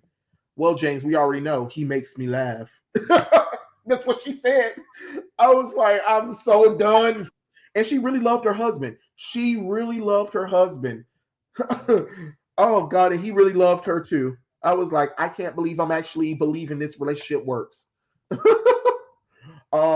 Jessica Rabbit is a beautiful cartoon woman who looks like a feminine fatale, but is intelligent, cunning, and can defend herself. She is also dedicated wife to Roger. Yes, she was. Yes, she was. What do y'all think about the current She-Hulk? Trash. The Nope. current She-Hulk Nope. I have not touched it. trash. I subscribed to Chuck Dixon today. Yeah, Yellow Spider-Man 2. That's what I like to hear. Let's see. Marvel Comics has screwed Jennifer over. I will give Tamaki credit that even though her She-Hulk miniseries wasn't all that good, she reconstructed Jen to who she was, the funny, jaded skin hero. Oh, I miss She-Hulk being the fun, vibrant Hulk. Now she's not. Until Jason Aaron ruined her characterization in Avengers run. That's why Resident Evil will fail. Oh, Ezreal. That Resident Evil bullshit that they doing, the TV show that's on Netflix and the movie that Sony is producing, ill, gross. All of it looks gross. No, I'm not even gonna touch. I'm not gonna touch the show, and I'm not gonna touch a movie with a 10-foot pole. Nope. Not even gonna do it. And that Mario one. Oh Oh yeah, my god, I forgot that came. Like, well, Chris the Pratt announcement of the be voice Mario. actor. My thing is, how disrespectful is it to get rid of the voice actors who've been voice acting these characters for years for some A-listers? Stop trying to appeal to a normie audience. Who cares? It doesn't The fit. movie Like, is supposed to be for them. It's not supposed to be for a normie audience. It's supposed to be for fans of Mario. My God, you guys are stupid. Y'all keep doing this. We're going to It get an does. A-lister so we can appeal to the normies. Screw them. You know what I'm saying? If they don't want to watch it until an A-lister is involved, that's on them. That's on them. Real fans will show up for Mario. Trust me. Yeah. Now fans want the voice actors that do Mario and them to voice the movie instead of Chris Pratt and the terrible choices that they made with the other characters too. I heard that Seth Rogen's in there. Like no, bro, no, get out of here, get out of here with all that nonsense. It's stupid all around. Let's see. Jason Aaron has done some cardinal sins to Thor, She-Hulk, and the Phoenix. Don't respect his writing at all. I prefer Kate's. Yeah, Cates is a solid writer. However, he needs to keep his ego in check and be humble again, especially when listening to critique from comic book fans. Yeah, a lot of them think they're above us. They don't have to listen to us, Dominic. Let's see. Between Mario, Resident Evil, Mario has a better chance of succeeding. Yeah, because it is animated. So we got that. We do have that. Let's see. It's amazing how no one in Marvel thought that it would be a bad look to have Tony Stark killed in order to have Riri to be the star of his book. And they don't think like that, Cryptic. They don't think. Rhodey is better off as War Machine than second fiddle Iron Man. That is true. That is true. But what happened is that was a transition for that because at the time Iron Man wasn't known as Tony Stark. He was known as the bodyguard of Iron Man. And when Tony was drinking a lot, Rhodey had to step in to be Iron Man because Tony Stark kind of had this dual identity before he revealed to the world that he was Iron Man. So Rhodey had to step in and be Iron Man, which he had to overcome his fear about being Iron Man, which led him to the War Machine armor. So it's a good storyline. It's definitely a good storyline. Let's see. I think Donny Cates lost some steam midway into his Venom run, although it's not his fault. Marvel forced two events on him, but dude needs to take some rest. Yeah, you're right. At this point, I wouldn't be surprised if Marvel brought the New Warriors into the MCU. That's for you, Kate. What? You okay, Kate? New Warriors in the MCU? What? Wouldn't it be cool if the new Warriors showed up in the No, MCU? no. I wouldn't even trust those guys with guiding a Girl Scout group. Nope. Yeah. Yes, Dominic, I do mean the 60s Civil War, the Civil Rights era. That means the Martin Luther King, the all-time high of, racism. Yeah. Yeah. Careful, Trey. You may not be able to call the X-Men anymore, X person. Yeah, Victoria Alonso is a moron, and if Kevin Feige agrees with her, he's stupid just like her. X-Men is the team name, it's marketing, it's what people know them as. Everybody knows that women are on there. Everybody knows the team is diverse. Stop trying to use that as an excuse talking about because it's outdated and the team is so diverse and it has women on it. Yes, bitch, we know that. But the team is still called X-Men. Like, God damn it. Because X stands for X gene, men stands for mankind. So X-Men, dumbass. God, Jesus Christ. This is what happens when you have people who don't know anything about the characters, and yet they still hire them. Like, God damn it. Don't you find it odd and frustrating that when the normies become fans and act like they're the expert after bullying the real ones for so long? I do find that funny. I'd be like, really? Really? But you couldn't name anything before you watched the movie. Okay. All right. Now you're the expert on Captain America after watching Captain America First Avengers and Winter Soldier. I know everything about Captain America. No, you don't.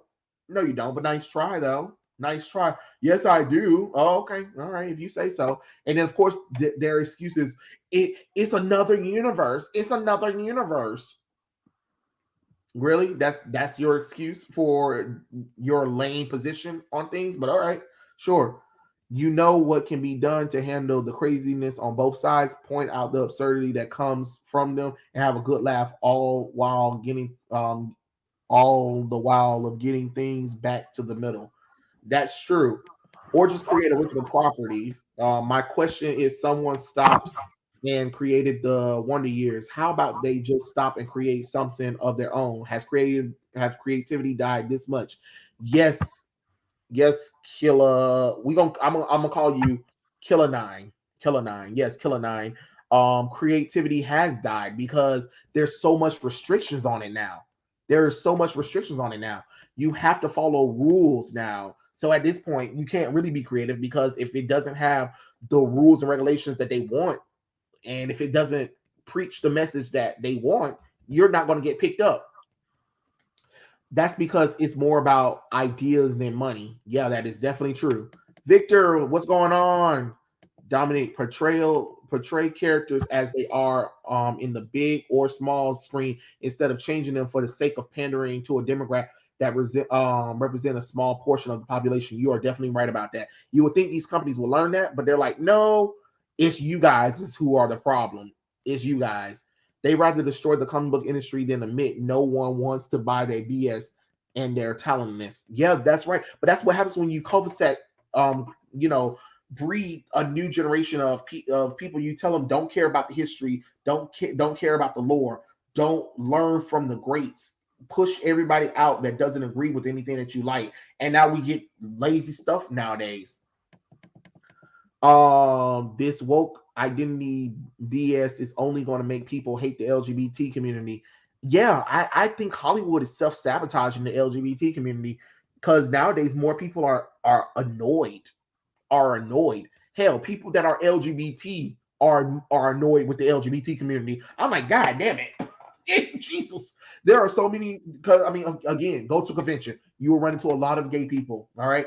And they're sick of the nonsense too. They're sick of it too. They were like, I really wish I wasn't LGBT because they're getting on my nerves and I'm gay. I'm like, God, Jesus. Jesus. It's always funny to find the minority people who are just annoyed with the things that Hollywood swear that they're fighting for. Like they're, oh, we're fighting for you guys. We want things for you, and then you're just like, no, not really, not really, but okay. Could you imagine if they brought back Jessica Rabbit? Oh, she would be covered up. She would probably be some self-righteous, stuck-up bitch that nobody wants to deal with, right, Kate? Oh yeah, like ooh man, ooh And she probably ooh. divorced Roger because Exactly, reasons. because he's not like the type of person or whatever she wanted him to be. You get what I mean? Yeah, because heaven forbid that a wife actually love her husband. Nope.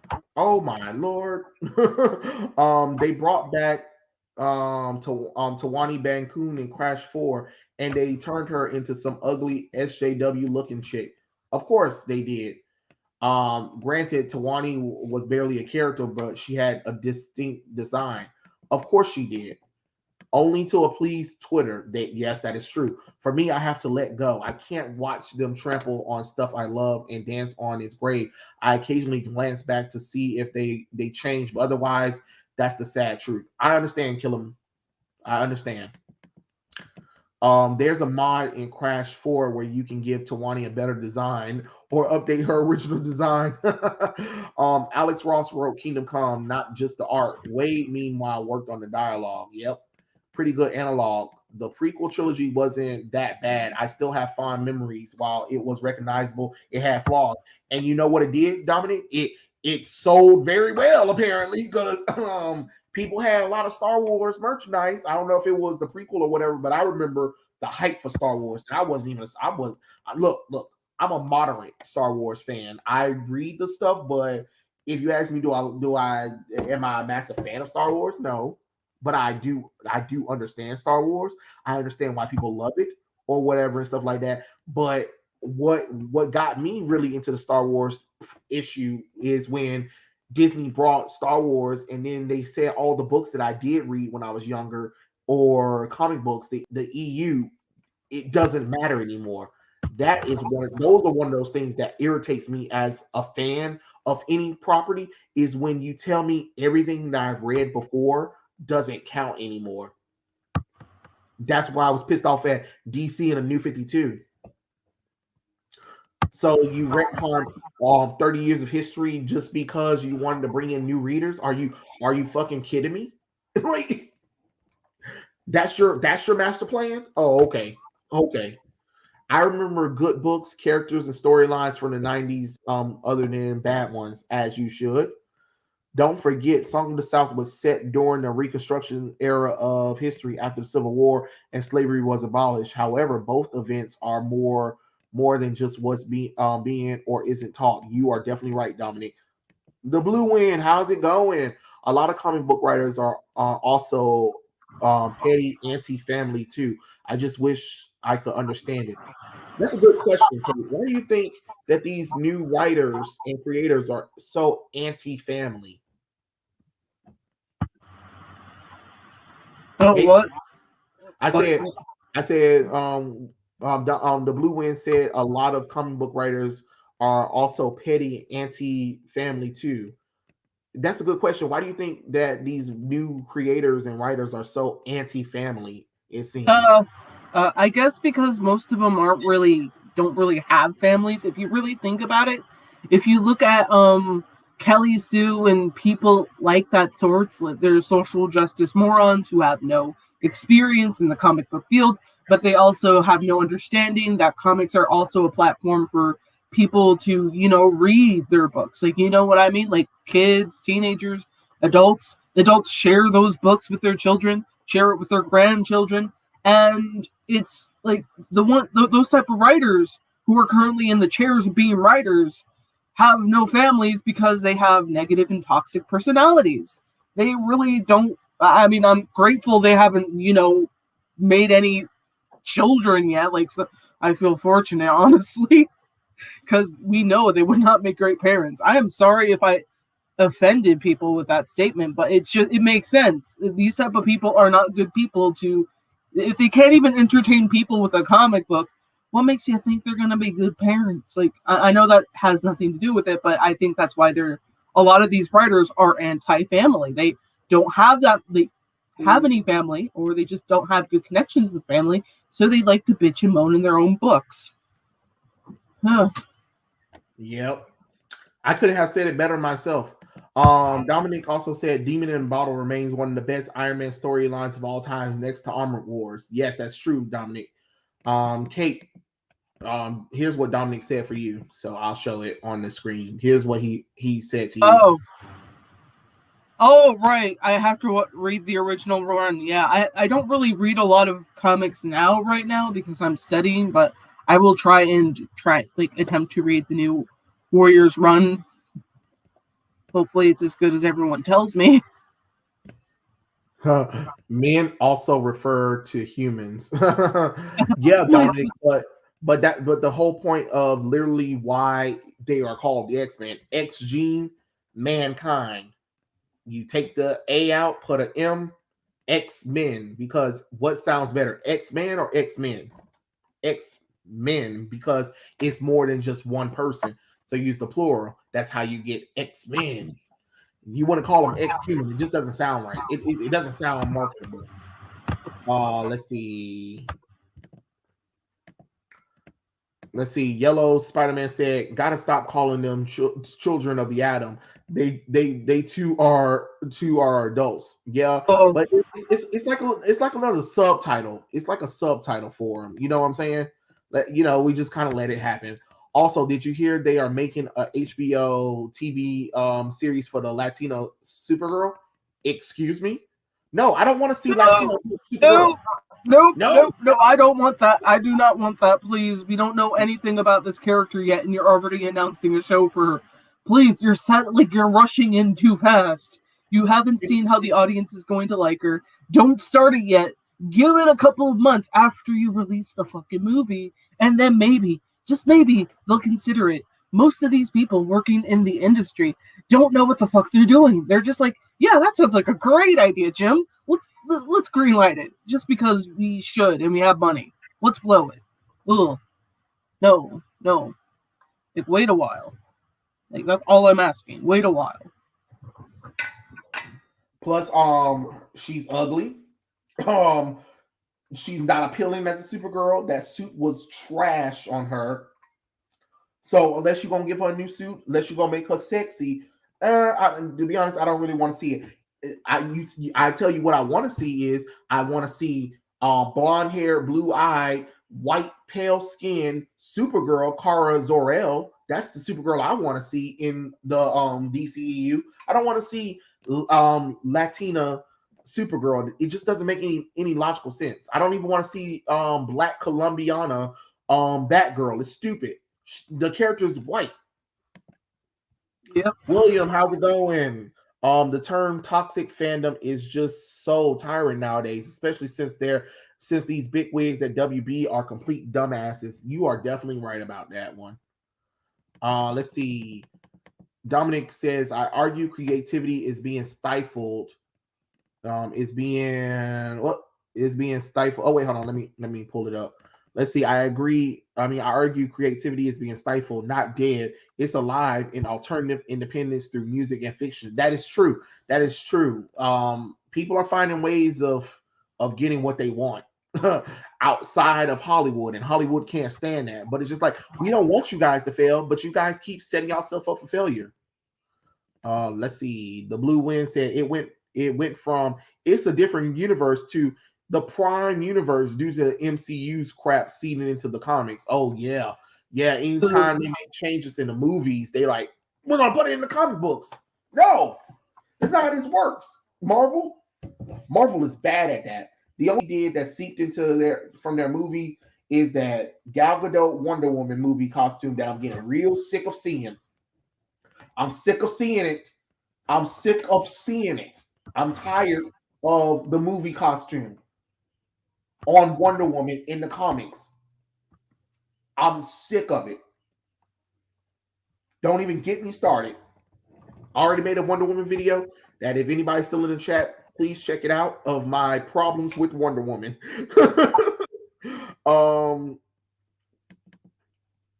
The original Star Wars expanded universe. Hold on. Lord have mercy.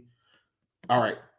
Let's see. The original Star Wars expanding universe is the true continuation of beloved franchise than what Disney and current Lucasfilm is producing. You are definitely right about that, Dominic. That's why it was so disheartening that they said, screw everybody, and we're going to do our own thing. You know what I'm saying? Some of these creatives may have had traumatic experience from their past, involving their individual families, and other factors had occurred that caused them to be jaded in their families. That is true. That is true. But you don't take it out on characters that you don't own. They're not your characters to go and do whatever you feel like. To Dazzling Kate's family statement, Morgan Freeman mean she's right, you know. The original New Warriors run started in the late 80s and early 90s. However, their first appearance was in Thor 4:11 and 4:12 respectively. That's cool. Smallville had the best live action Supergirl in my opinion. Okay. I mean, I'm a little jaded to Melissa Benoist because she's cute and adorable. It's just, I mean, it's not her fault. It is not her fault. That's all I got to say. It's not her fault. She deserves better than what they give her on Supergirl. Latina Supergirl looks like a gender swap of John Kent. Done. I am done. I am done. I am done. Yellow Spider-Man 2. $100 say that Ta-Nehisi Coates' Superman movie flops at the box office and end up costing Ann Cernoff millions. I hope it does. I hope it does. I really do. I really do. Oh, snap, Kate. Guess what? Oh, what? We caught up with all the comments. Oh my god, I'm so happy. Okay, let's talk about something a little different now. I mean, it's still in the comic category because it's the United States of Captain America. Okay. So, the fourth issue that came out was so fucking terrible. Like, you could not get me to want to work with any of these Captain Americas. Maybe Joe or the soldier dude, but that's as far as I go. The gay Captain America and Filipino Captain America, no. They're annoying as Hell, and even Sam is getting onto that level of annoyance with them. Like, not him being annoyed with them, but being annoying to me. Like, and it's not because they're of different origins and races, but the way that they're written, it's just like, I want you all to shut up, please. Just shut the fuck up. Each and one of you, I will pay you $100 to keep your mouth shut this entire comic. Please. But okay. Anyways, oh yeah. The thing that really just kind of pissed me off was, okay, the opening to comic number 4 to the United States of Captain America. We have Steve talking about how he doesn't deserve to, be Captain America, and that title should go to someone like Joe. And Joe, so far, he's okay. He's okay so far to me. Because he's not acting like, gay Captain America and Filipino Captain America. He's at least positive. Or, oh my god, Nichelle. Oh, Nichelle. Oh. You gotta be kidding me. But yeah, Steve is basically saying a title like that should go to like Joe, and everyone's like, no, don't. Like, that's why you're chosen to be Captain America. Remember, you're so like self-sacrificing and all that other shit. You get what I mean?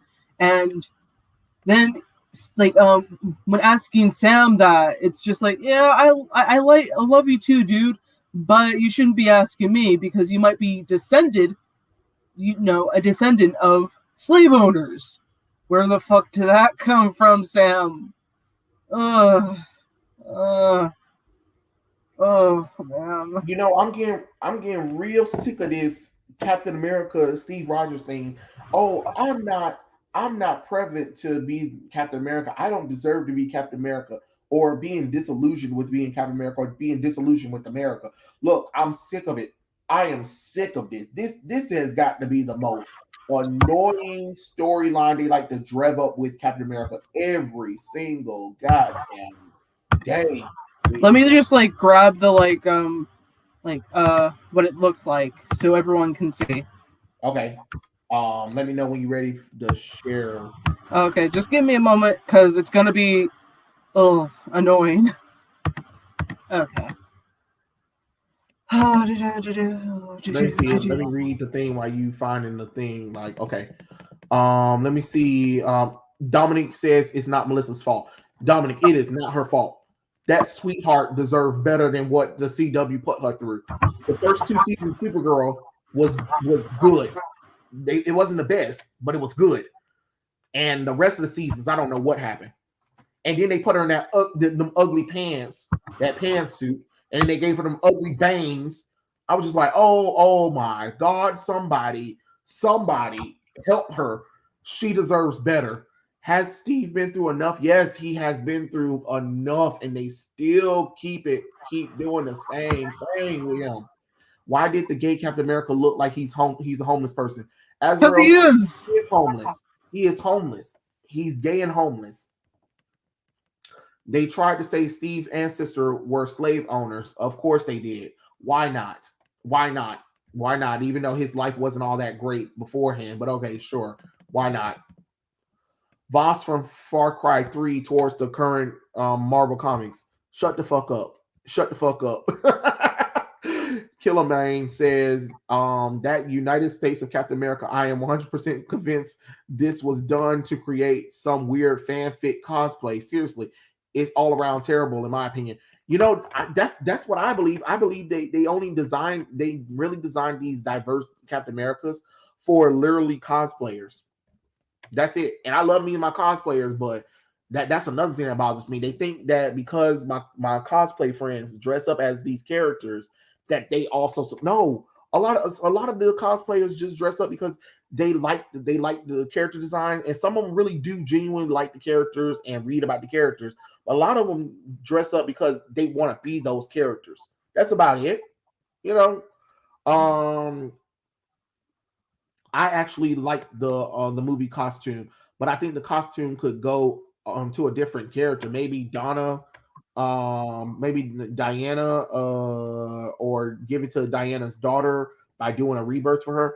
Well, Blue Wind, the problem is that the movie costume is now also part of her origin, where when she first came to Man's World, that's the costume that she was wearing. That's what Rebirth was saying when they did the year one thing. But the problem is that the Batman and Superman are back in their classic costumes. She should be back in her classic Wonder Woman costume. You need synergy with the Trinity. It doesn't make sense that she's still wearing her movie costume. It just doesn't make sense for her to be wearing that costume anymore. Let's see. Some people within the general public can't put subjectively over objectively forever, whether it's academy or culture or entertainment. You are right about that. Kate, you ready? Yeah. All right. Okay, guys. I'll just read these to you guys, and you just kind of absorb it. America belonged to them before it belonged to any of us. The truth is, my ancestors were colonizers. What the fuck? You came from Irish immigrants, you moron. I'm sorry. I mean, maybe he had something there, but no, you shouldn't take responsibility for that. You weren't, Oh, fuck, sorry. Yes, Irish and English. Irish immigrants had it so well when they came to America. Yeah. If you brought up that you were Irish, you would get the shit beat out of you. They wouldn't even hire people who were Irish. So don't come up to me and say, well, I was part of the colony. No, it just... And this is when we get to, okay. When Bucky says, 1, Joe is Captain America, and 2, the fact that you even think about these things makes you who you are, Steve.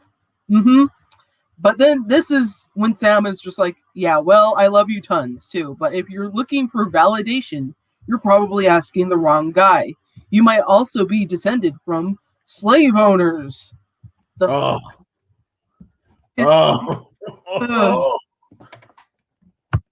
God. But yeah. This is what Captain America is.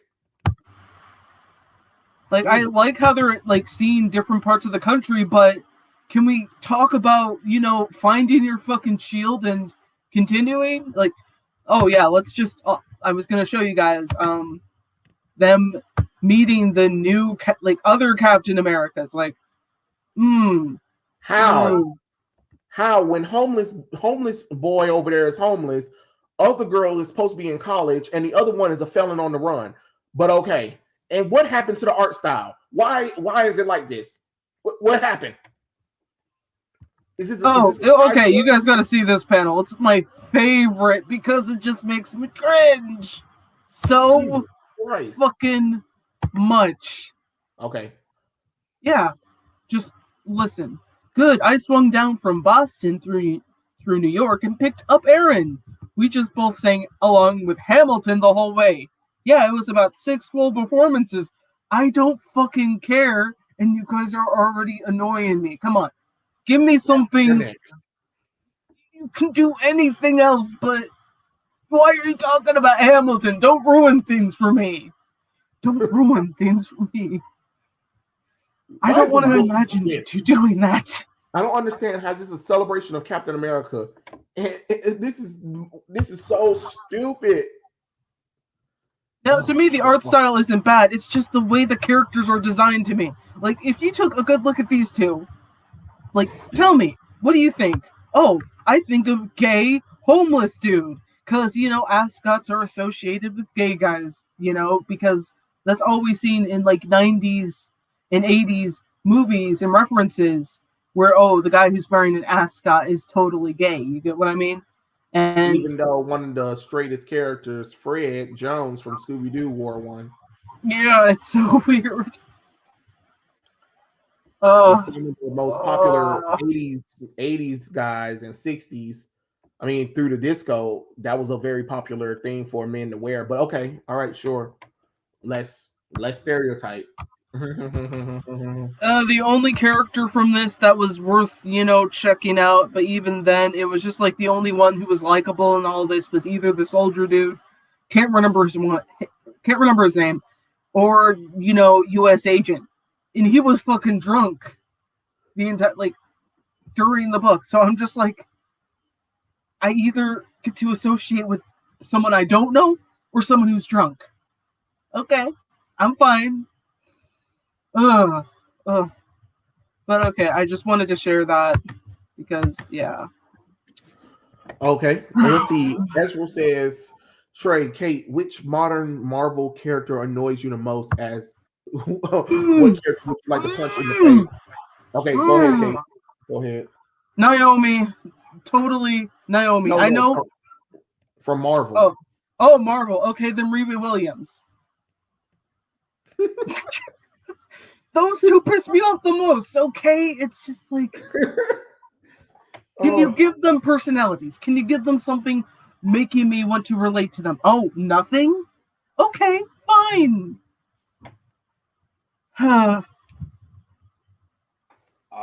For me, a Marvel character that absolutely aggravates me, I would have to say I'm gonna have to say Kamala Khan. Another character that I want to put out their misery and never let them come back to comic books, Iceman. I want to do an event, Death of Iceman. He never comes back. We never talk about Iceman anymore. Not at all. Not at all. The only way we can bring Iceman back unless he comes back straight. I oh God. But Kamala Khan aggravates me to no end because the reason why I'm aggravated with her is because of the push that Marvel has for this character. Wait. You know what? Now I forgot. My favorite bitch. Captain Marvel herself. That bitch. I could punch her in the face every time. Every time I see her, I just why you still here? Why haven't you been killed off? Please, I'd do anything. Kill Brie Larson. I mean, not Brie Larson, but Carol Danvers off because oh my god, she's annoying, and then Kamala Khan is annoying, and I'm gonna group them together because they keep shoving them down our throats. They show up in everything almost, and you're just like, they're not good characters.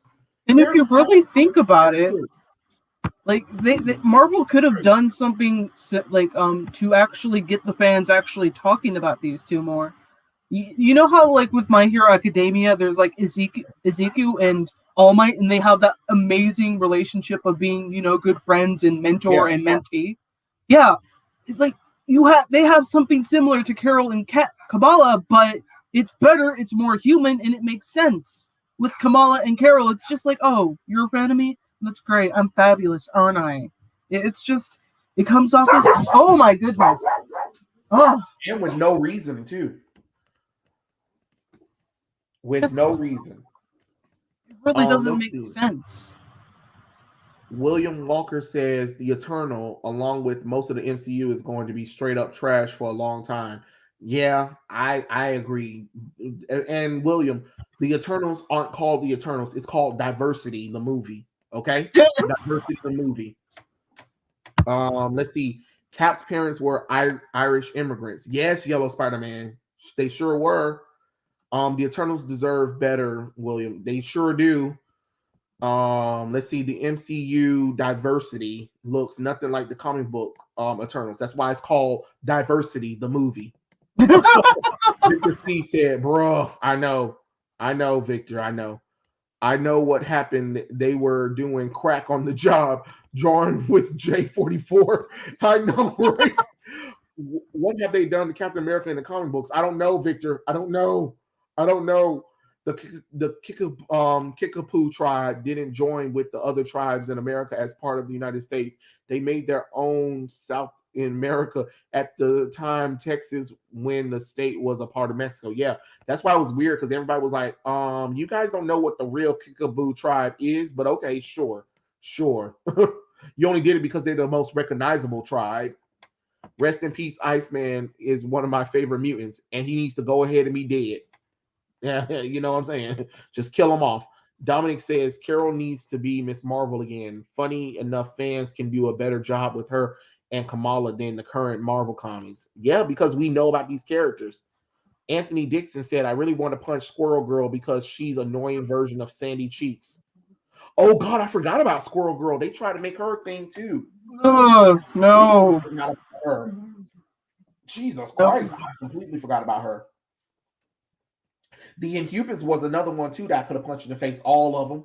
Anybody that was Inhuman at the time, I hated all of y'all because they were shoving y'all down our throats too. I was like, for the life of me, leave me the hell alone, please. Inhumans, please get away. Please get away. I want my mutants. I don't want you knockoff rejects. I really don't. So they butchered my boy Cap in the MCU and the comics. What the fuck? Yes, Victor. They hate Captain America. They hate Captain America. Right, Kate?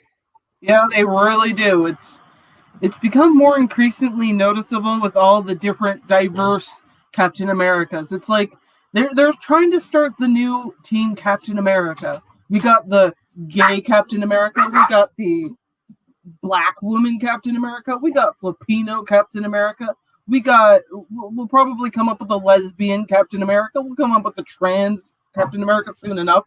Give them some time. They need to put their poor brain to rest until they can figure out how they can make that work for everybody. And it's just like they need to really back off and get an understanding that this is not how you handle these properties. This is not how you do it. You have to think outside the box when they come up with these things.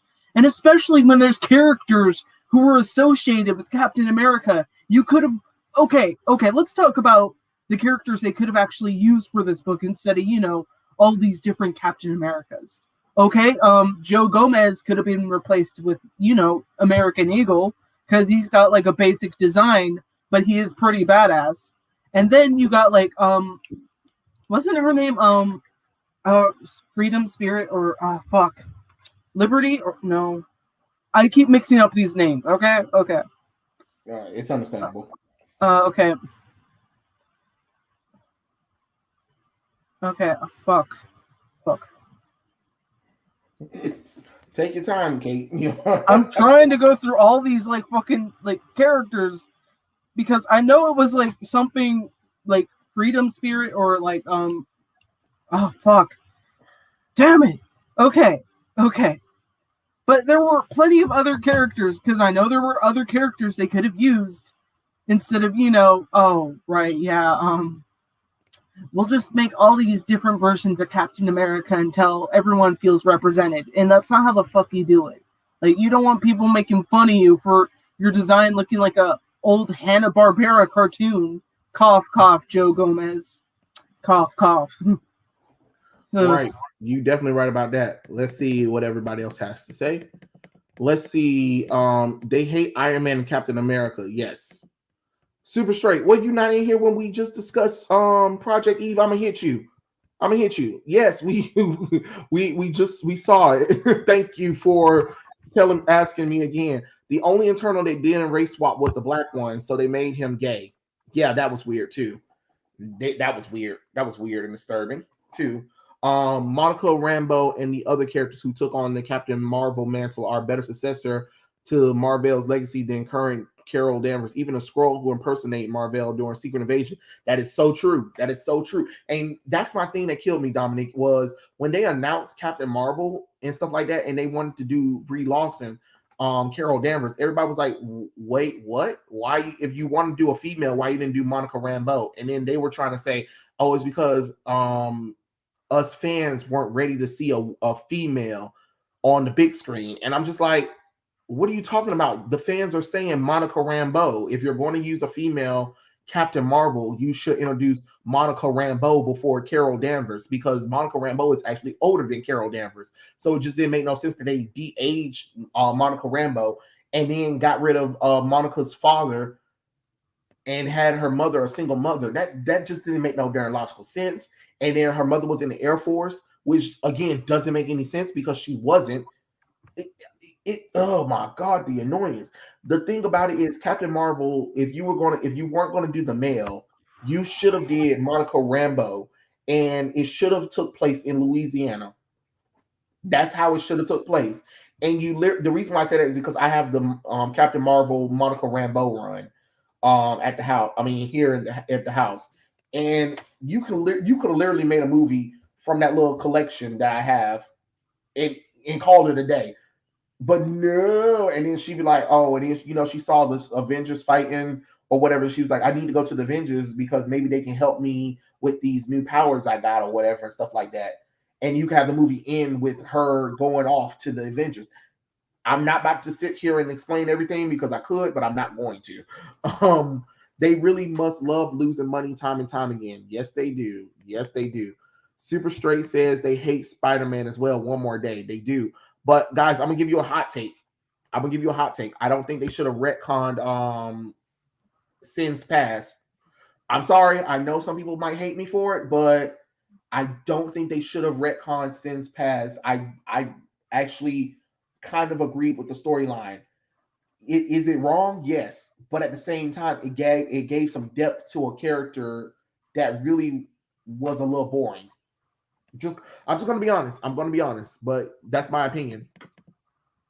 Let's see. The Blue Wind said, if I rated Kamala Khan, I would strip her of superpowers and have her struggle and give a character arc for better character, and I'll have better powers. I'll fix her. I mean, Blue Wind. I think all of us could fix Kamala Khan. It didn't make no sense that really. Why would she look up to Carol Danvers, call Miss Marvel, and all the bitch can do is stretch her arms and legs? You might as well have looked up to Reed Richards, stupid. Oh God.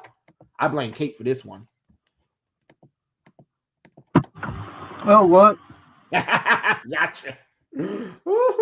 I said I blame you for Kamala Khan. Oh, right, yeah, because I'm totally responsible for that. I just decided to hire the person on spot because, wait, I don't remember working there. Damn it. Because everything would be Oh, different if I worked there. I know, right? What do you think about how they feminize black men, black people in comics? Lord help us if Kibble bitch, or whatever, right in Blade. Say it ain't so. Yes, Kibble bitch is right in Blade, and Oh, it's a ugh. problem. It's been a problem. I have noticed how they've been feminizing black men in comics or whatever because they want us to be docile to them, and I refuse. Yellow Spirit, Yellow Spider-Man said, "Free Spirit." Yeah. Oh, What are your thoughts on Ben Riley, Victor? Victor. See, actually, I have no problem with Ben Riley. The problem I had is the clone conspiracy and how they brought him back. That was just stupid. That was ignorant as hell. You should have just had somebody bring the character back, not him being killed over and over and over and over and over and over and over and over and over again until he was conditioned to be evil. That was just stupid. That was stupid. Race swapping is the equivalent of you're going to MS Paint, reskinning the entire Sonic cast. I mean, but that's what Marvel's been doing, and DC over here following suit. Oh my God, Ezra! I forgot about America Chavez. I forgot about her ass too. Oh my God, she's aggravating too. Jesus Christ! And you know what's so funny is she wasn't annoying when they had her in Young Avengers. yeah. Let's see. She's an insult to real Latinos like myself. I can understand that. Ben Riley is a fun character who became his own man. I'm mad that Slot screwed him over by turning him into a villain for Clone Conspiracy until Peter David put them back together. Um, Trent Kell, did you know that both Spider-Man and Captain America had their bodies switched with the supervillains? Captain America's body swap with Red Skull and Spider-Man Doc Ock. Yes, I did know about that. Super straight.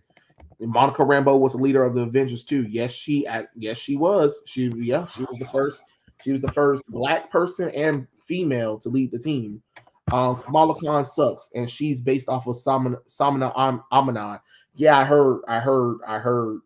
Miguel Spider Man 2099 is great. Yes, I'm hyped for Ben Riley to be Spider Man again. Yeah, but we already know it's not going to last that long.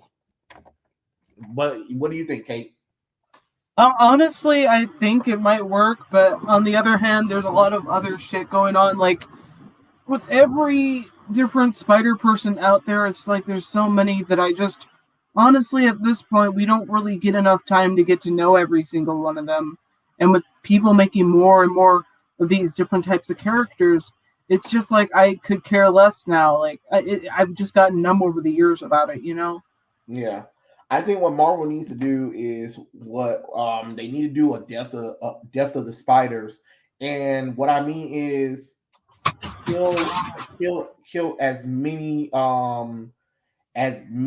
of the spider characters in the main continuity that's laying around. Like I think the only ones that should survive after this is Miles Morales, um, one of Peter Parker's clones, so either Kane Parker or Ben Riley, and Spider Woman, and then you have Peter Parker. That's four. That's it. We're done. You kill off all the Spider Girls. You kill off all the alternate reality versions of Spider Man that are living in the main continuity. I don't care, but we need only like four Spider Man in the main continuity at this point because you can't get rid of Spider Woman anyway. Um, I like Miguel O'Hara, but if you be honest, if you read his original run of Spider-Man 2099, they had a good wrap up for the character. So I think we're done. We're done with him. Um, Either you kill off Kane Parker or Ben Riley. Period. Whichever one, I don't care. I don't care. And you kind of have to keep Miles Morales because it's Miles Morales. So you got four Spider people. Other than that, don't introduce no more. Don't introduce no more at all. You get rid of them. You kill them. You do whatever you got to do. You got if you got to ship them off to another reality. I don't care, but they gotta go. They gotta go. It's too many of them. It's too many of them. It's too many of them. Okay. I'm Okay. sorry. I know it's kind of me ranting about it, but it's too many of them. Okay. Yeah, understandable. Oh, wait, there is more news we can talk about. So, Black Canary. Let's talk about that. Because there has been like a hint from the director of the upcoming possible either series or movie that she Dana might be wearing her, leotard leather jacket and fishnets. My thing is, there is no might. She needs to. It's Like, already bad enough you race swapped her. What are you talking about? She might. No, she needs to. She needs to. That's the problem with y'all. let me find the That article because I'm trying to you know remember the that details fully. Okay. that is the problem. That is the problem right now is that they keep getting away from what make these characters appealing. And a lot of times it's their costume. Let's see. Thoughts on Project Eve. I thought it looked cool. Sam Alexander Nova. He's pretty cool. Oh wait, Blue Wing, you want to punch out Sam Alexander Nova Jr.? Oh, okay. Um Brian said I want to punch Miguel O'Hara. Well, damn. Thoughts on Spider Gwen? I hate her. I hate her. I really do, Azra. Um, she was cool for that little mini series that the two little issues, Edge of the Spider Verse, Spider Gwen. Okay, cool. Bam, we're done. And in Spider Verse, I understood she was going to be a main character. That's great. But when they gave her own solo run, and then when now she's staying in the main continuity now, I'm like, nope, nope, kill her, kill her off. I know. I don't want to. No, that's so stupid. That is so stupid. You guys are so lazy with Gwen Stacy that instead of focusing on those damn them twin children that she have, which you can do more things with that, or the clones of Gwen Stacy that are actually in the main continuity right now. You're like, hey, wouldn't it be cool if she also has spider powers like Peter? No, because it's stupid. It's stupid. Death of Spider Gwen book. That's what we need. A Death of Spider Gwen. I'm sorry. Killer Mon said Spider Man 2099 is fine once he stays in his own timeline. I agree. Let's see. Super Straight says I like the name Ghost Spider better. I mean, yeah. I mean, I would call her White Spider more than Ghost Spider, but but I do think that Miles Morales can be named Spider Boy. Ain't nothing wrong with calling him Spider Boy. It lets everybody know that he's still a teenager. Black Canary. Oh God. Question: how many non-white superheroes have their mantle spread out to others? Wait, none, none, none. Not I think of. Wait, hold I on. haven't seen any, like, if I'm being honest, I haven't really seen anybody really hand, like, who is a colored person handing their mantle to a white person. It's I'm trying to make sense of it. I mean, it could be interesting to see that happen if you ask me. That's a different turn of events than, just having the white person handing their title to a black person or a Native American person or Hispanic or whoever. It just it we haven't seen it. Man, that's I'm trying That to is think about this, and I can't recall one time when that has happened. Like, that the Solar Knight. That was a good question because seriously, none of the original minority characters never gave up their mantles, or their mantles never been spreaded or duplicated into like a family or a makeshift team of characters. You are definitely right about that. Not that I'm aware of anyway. I haven't seen it. But I mean, hey, anybody in the chat, if you guys know any non-white characters who have multiple people under their mantles, let us know. Please do. I didn't mind Electro being race swapped in the Amazing Spider-Man 2 because it was only loosely based off of Max Dillon origin story, but I didn't know. I don't know if I would like Fox playing him again in a different universe. I didn't like the choice of Jamie Foxx as Electro in the first place. I don't know why Jamie thought that was a good idea, bro. There are black people in the universe of Spider-Man. Pick one. Let's see. Ew, Birds of Prey. The Black Canary was shit. Yes, she was. Which is worse, Gwenpool or Spider Gwen? Oh God, Brian. Damn it. Not Spider Gwen, Gwenpool. Then. oh man, I also hate Birds of Prey Huntress. I mean, the whole movie was trash, Ezreal. everything was trash from that. They Tar- wasted everything. Wasted. Sorry. I'm getting tongue tied. Tarantula is a better name for Miles. Nah, nah, It's nah. already taken, anyways. That's yeah. First off, it's already taken, and nah, not for a male character. Tarantula. Hey, look, it's Uh, Tarantula. No, just call him Spider Boy. Call him Spider Boy. First off, there or it's not even Spider a shooting Kid, mark. or like Yeah, just call him Spider Like Boy. Webster. Wait, no, that sounds like a stupid Or little kid's name. call him Spider Boy, or call him Kid Arachnid. Oh Like if yeah, that you, sounds pretty yeah. cool. The disrespect Kane deserves more of a solo series than Spider Gwen. Yeah, that's true. Miles needs to lose the Spider Man name. Peter Parker is Spider Man. Call him something else. That's why I'm saying call him Spider Boy because he has the same spider. He has the same powers as Spider Man. So He that's just going to has to happen. like get older and shit, like he can take over when Peter's done, but Peter's not Yeah, done. Now shut the hell up, get lost. but Ugh. that's why I said call him Spider Boy. Call him Spider Boy. It just makes sense. It just makes sense. And then after that, you can call him the Black Spider. Yeah, I said what I said. I said what I said. I sure did. I have no problem calling him the Black Spider. Yeah, So if you really think about it, his entire costume is black, so exactly, Black Spider. If Marvel or DC saw their non-white characters as legitimate, we'll have more mantles for them. To be honest, you're probably right, the Solar Knight. yeah. You're probably right. What are your thoughts of Marvel Comics hinting giving the title of Sorcerer Supreme to Tony Stark?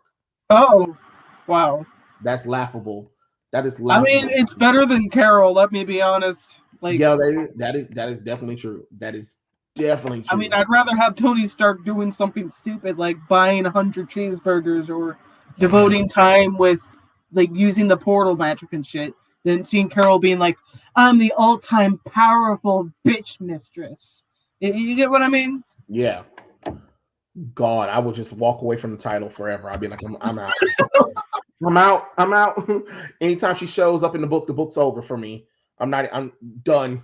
Done. What are your thoughts about the new costume for Spider-Man that connects his video or some shit? Spider Gwen, I was fine with her in her own universe, not 616. Her Venom outfit is slick though. You mean that damn blue, that blue and gray costume? I don't know. I thought it was stupid. I thought it was dumb. And Spider Gwen was finding her own universe for that little mini series that they did. It should have been a mini series, and that was it. It should have been a mini series, and that was it. And to be honest, Gwen doesn't even have spider powers anymore. She lost her spider powers. The only thing that's really holding her with powers is literally that Venom suit that she got on. And I kind of want the suit to get destroyed so she doesn't have spider powers anymore. Ha, there you go. I get this would be a toxic fandom statement, but popular superheroes don't have mantles. But Brendan, they do though. I mean, how many of those popular characters have mantles passed down? Like how many other characters have been those characters before? A lot of them because they are popular enough. You know what I'm saying? Falcon let Jaquan borrow his code name for a while, but Sam took it back last I checked. He did go back to being Falcon, but Jaquan is still Falcon as well. So it's two Falcons. Let's see. Every time I hear wait, hold on. Oh my god. Wait, hold on. Oh, wait, I just lost the whole thing. The Okay. message? Every time I hear the name Tarantula, I literally think about the awful issue of Nightwing 93. No, not Nightwing 93. Oh man, oh Oh my god. no, I forgot Nobody ever about talks that. about it. Like, I forgot about it. You reminded me of it. No, we're not even going to talk about that. Nope. yeah, You know, that's a discussion for another time, but right now it's let's not the time. let's see. Brendan Whitetaker says you don't wear the suit and become that person. They are who they come from personal training and experience. That is true. That is definitely true. That is definitely true. I mean, that's probably why people are fond of characters like Wally West.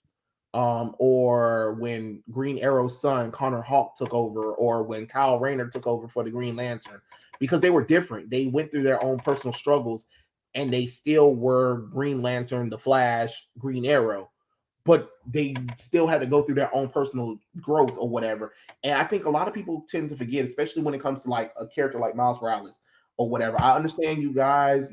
I understand Young Ripper done trained y'all very well. But people have to remember Miles still went through his own journey to become Spider-Man. Remember, Miles Morales still have the memories of his when he was in his universe. So everything that happened in the Ultimate Universe is Miles. That is Miles' story. You know what I'm saying? Like he went through a lot of struggle and change. And to take that away and say that he's a knockoff Peter Parker is so disingenuous. And we gotta stop that. Because a lot of people that say they don't like Miles Morales is only because they're listening to Young Ripper. And I respect Young Ripper's opinion about him not liking Miles Morales. But it's so disingenuous when people really can't tell me anything about Miles Morales. But it's just like I tell people every day, I'm like, you say you hate this, but you like the MCU Spider-Man, right? Yeah, I like the MCU Spider-Man. Okay, you like Miles Morales.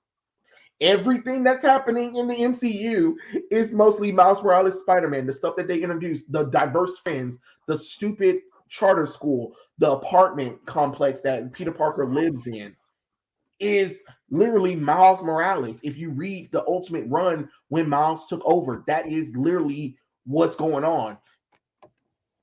But yeah, I'm not about to go into that one again. I already undid that one.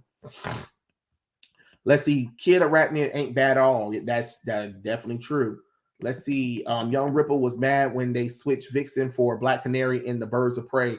Black Canary wore OG Vixen colors. Also, rumors that they switched her because she's more popular. But Vixen was a breakout star in Justice League Unlimited, so it didn't make no logic. Oh God, that's what I'm talking about.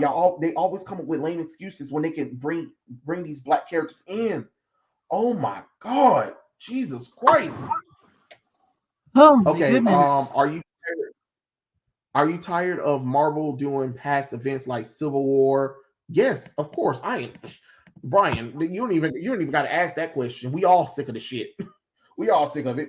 We're sick of it. We're sick of it. Black Spider is taken, who is also black. Well, Brendan, who the fuck is it taken by then? Wait, is that really a real name? A real title? Black Spider. Now y'all gonna see. Now y'all gonna make me goddamn look it up. Black Spider.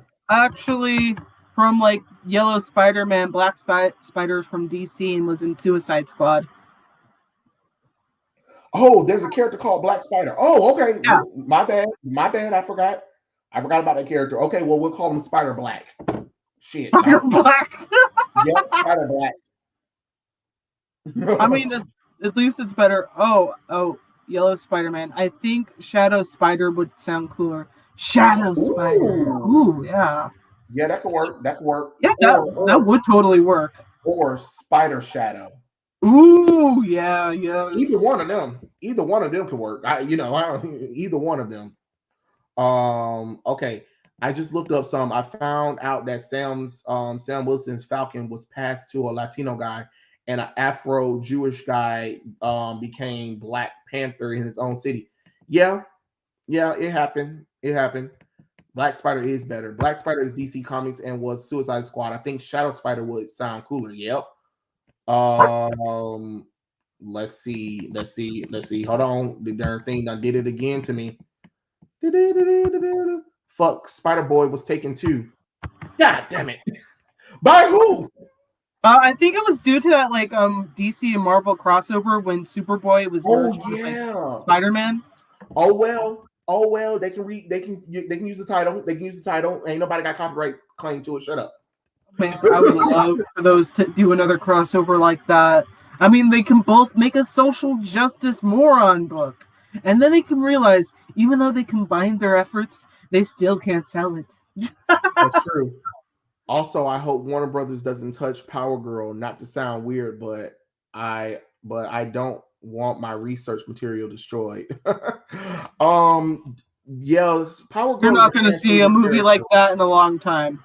Power Girl is a fan favorite character, and if she doesn't have the boobs or the boob window, don't even do it. Don't even do it. Yeah, Oh yeah, Brenda.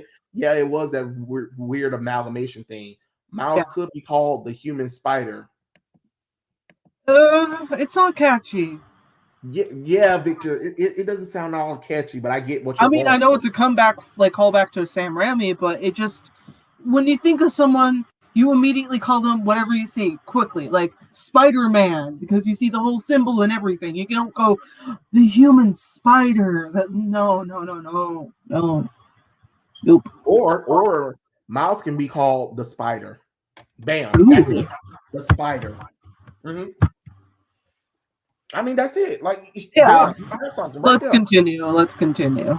What should be a proper way to retire a character, and who do you think what character should retire? Hmm.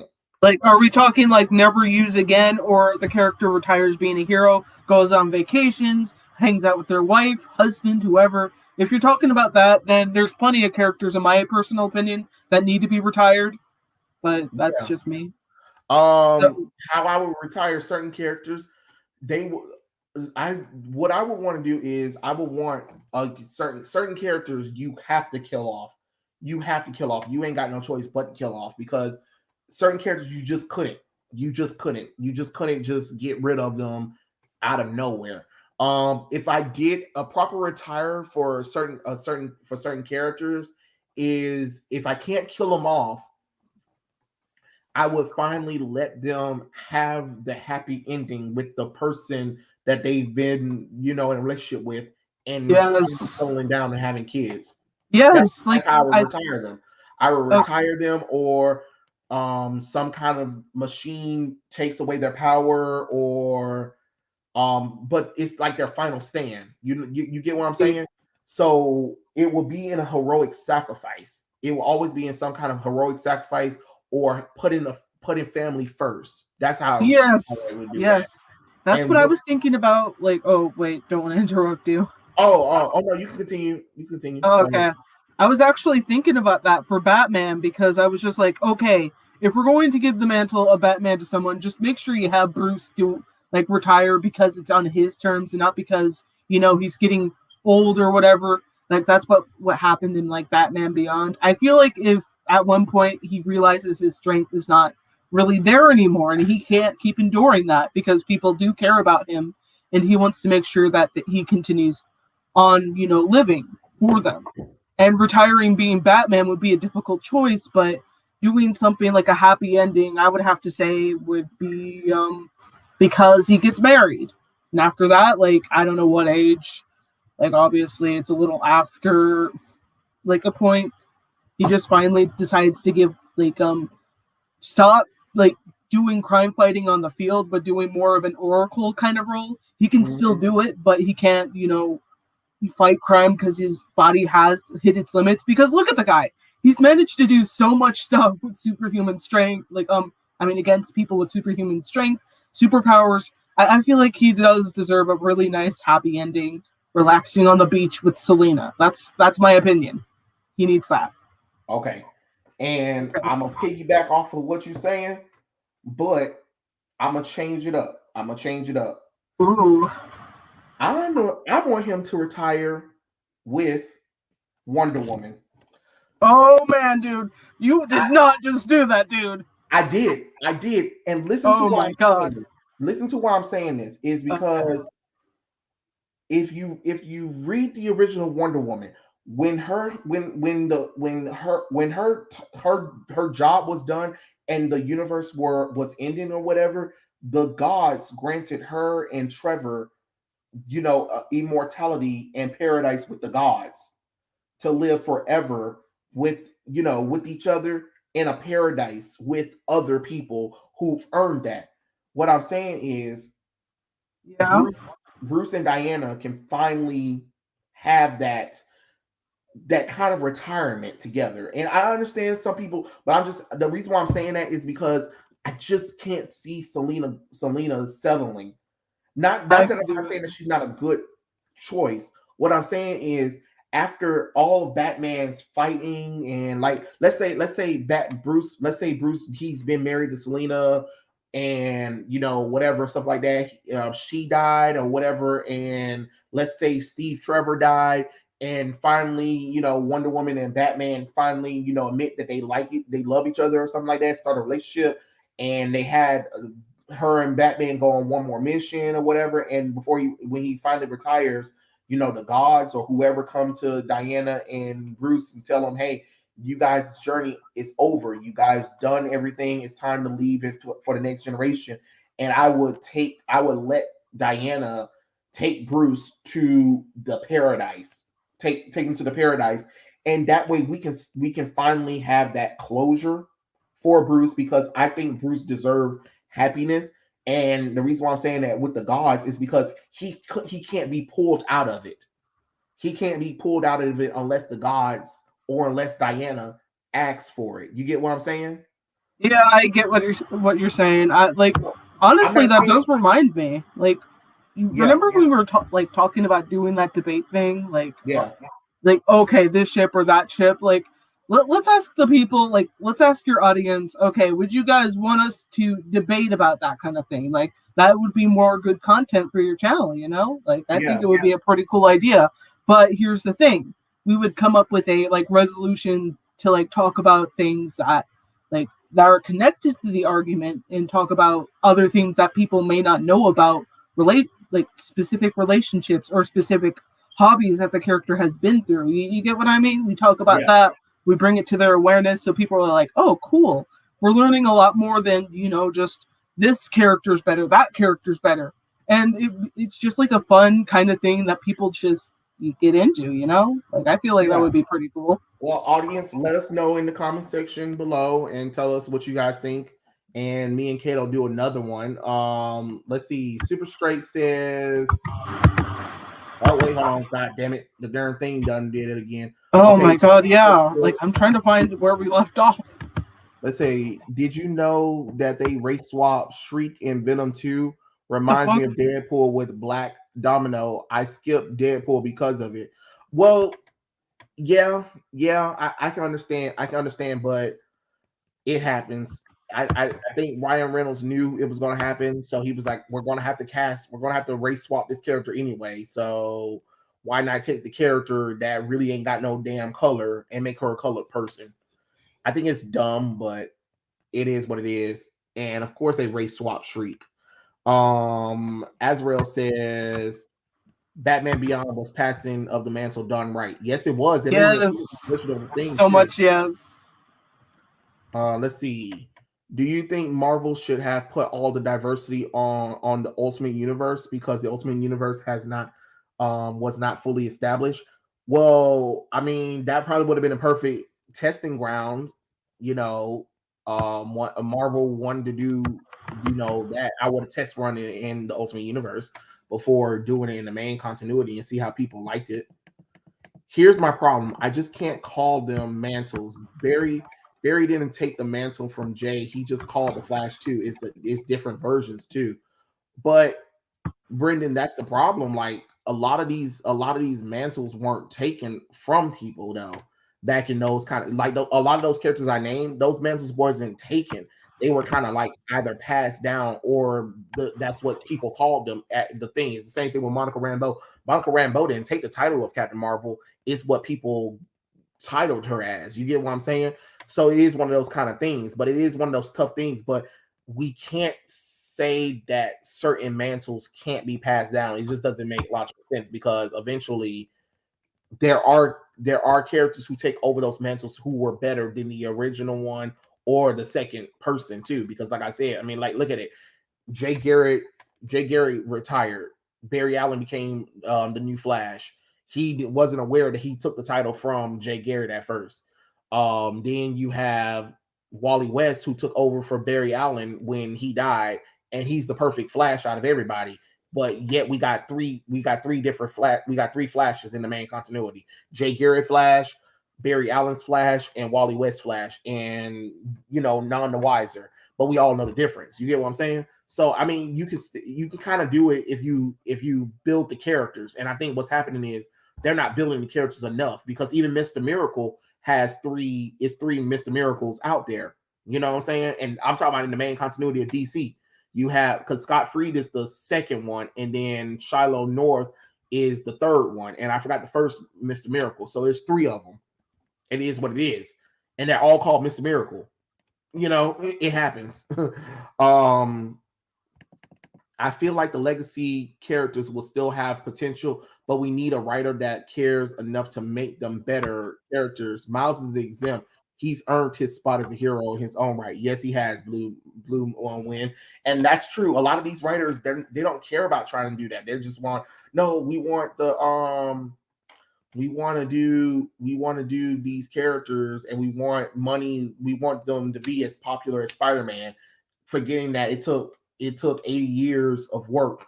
I mean, 50 years of work to get Spider-Man to where he is today. I would love a Renew Your Vows run. Yeah, that was Renew Your Vows was pretty good until they aged up Annie. I was just like, what the hell? Let's see. Killamon says Black Spider was DC. D Solar says Shadow Spider. Yes, I know, right? Spider Shadow is meaningful because Miles can turn himself invisible for stealth purpose. I know. That's what I'm saying. That's what I'm saying. Ever since Secret Wars, I liked Miles because he felt organic with him getting caught up with everything with the Ultimate clashing with 616. So it felt within context that he would end up in 616. And people forget that there's a lot of characters, especially on the X-Men side, there are a lot of alternate reality characters that are there in the main continuity. So it's not like they couldn't bring characters from other continuities and keep them there. But some of them, like Spider Gwen, is unnecessary. Spider Gwen is unnecessary. I hate that bitch. Um, how about funnel webs? No, oh god, no. It might be a name of a spider, but it doesn't catch off the specific names because they sound fun. Batman, Spider-Man, Thor. You get what I mean? It needs to roll off the tongue nicely.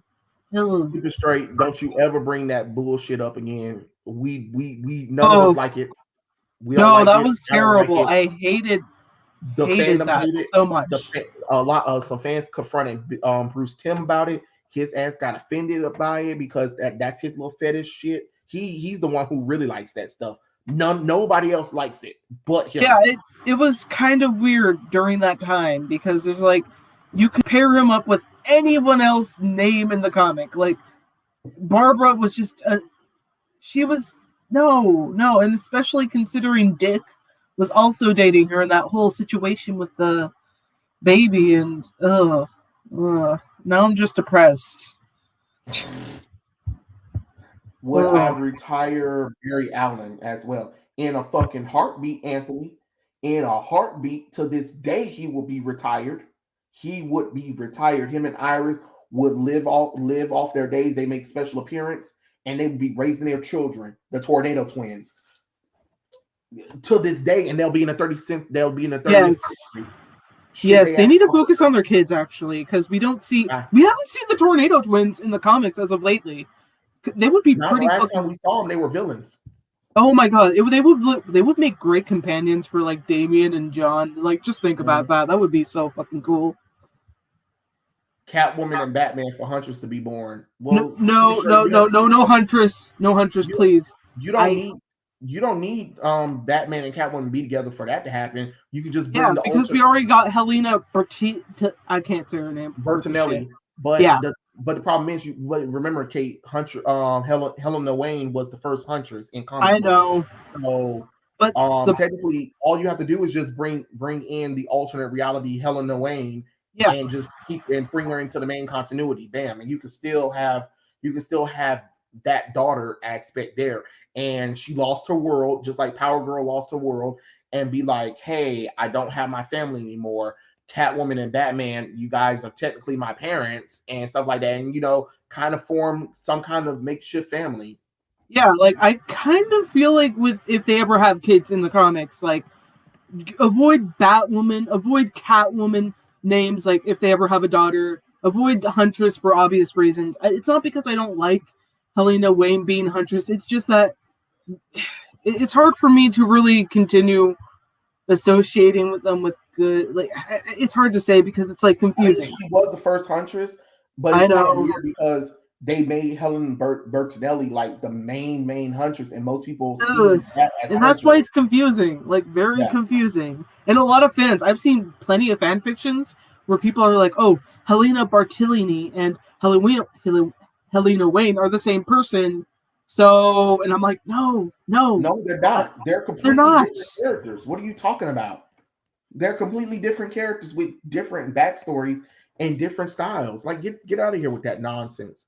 A few years ago, DC Comics decided to give Tim Drake a new hero name, Drake. My question is, does he still go by that name? No, Brian, because everybody No, thought it was stupid. it Everybody was thought it stupid. was stupid. They even had a like intervention, like they were planning on interventioning with the whole name because they did not like it.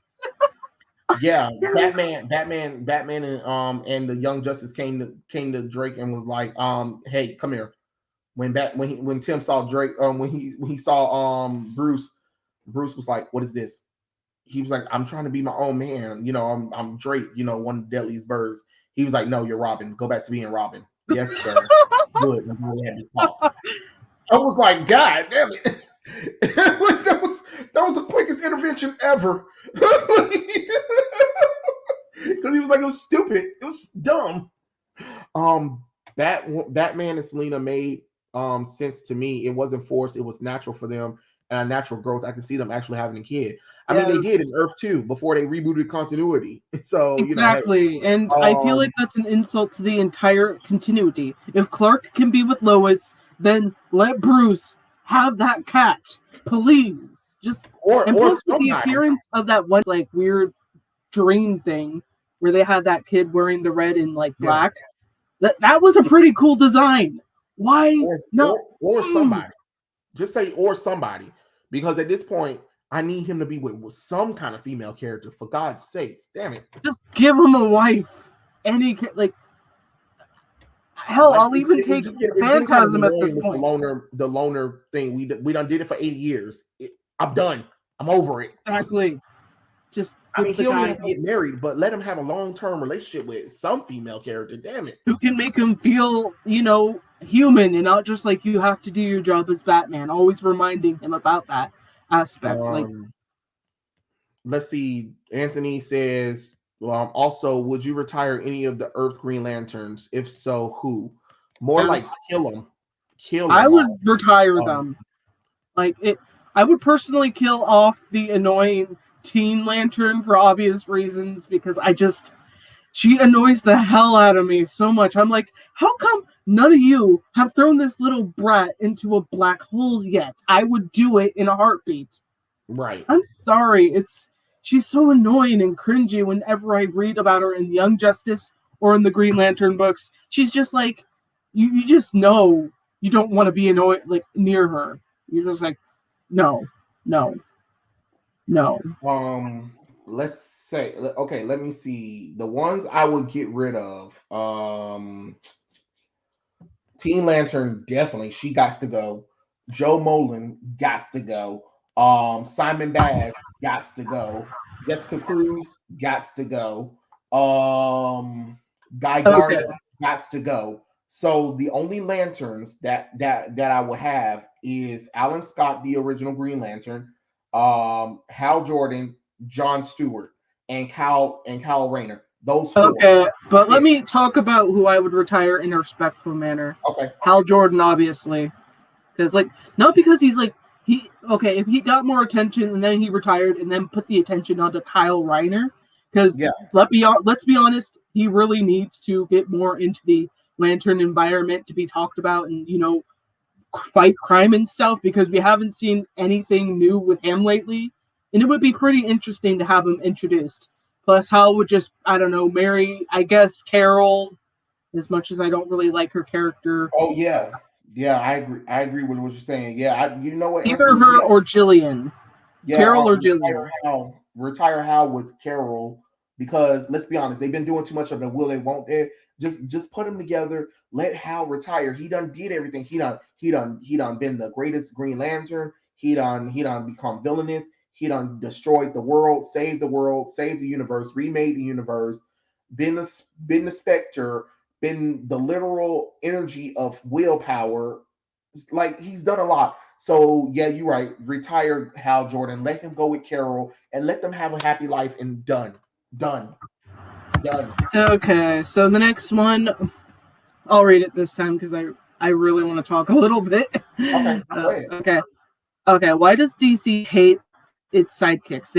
They're either killed, injured, or ignored. So many sidekicks or super family characters.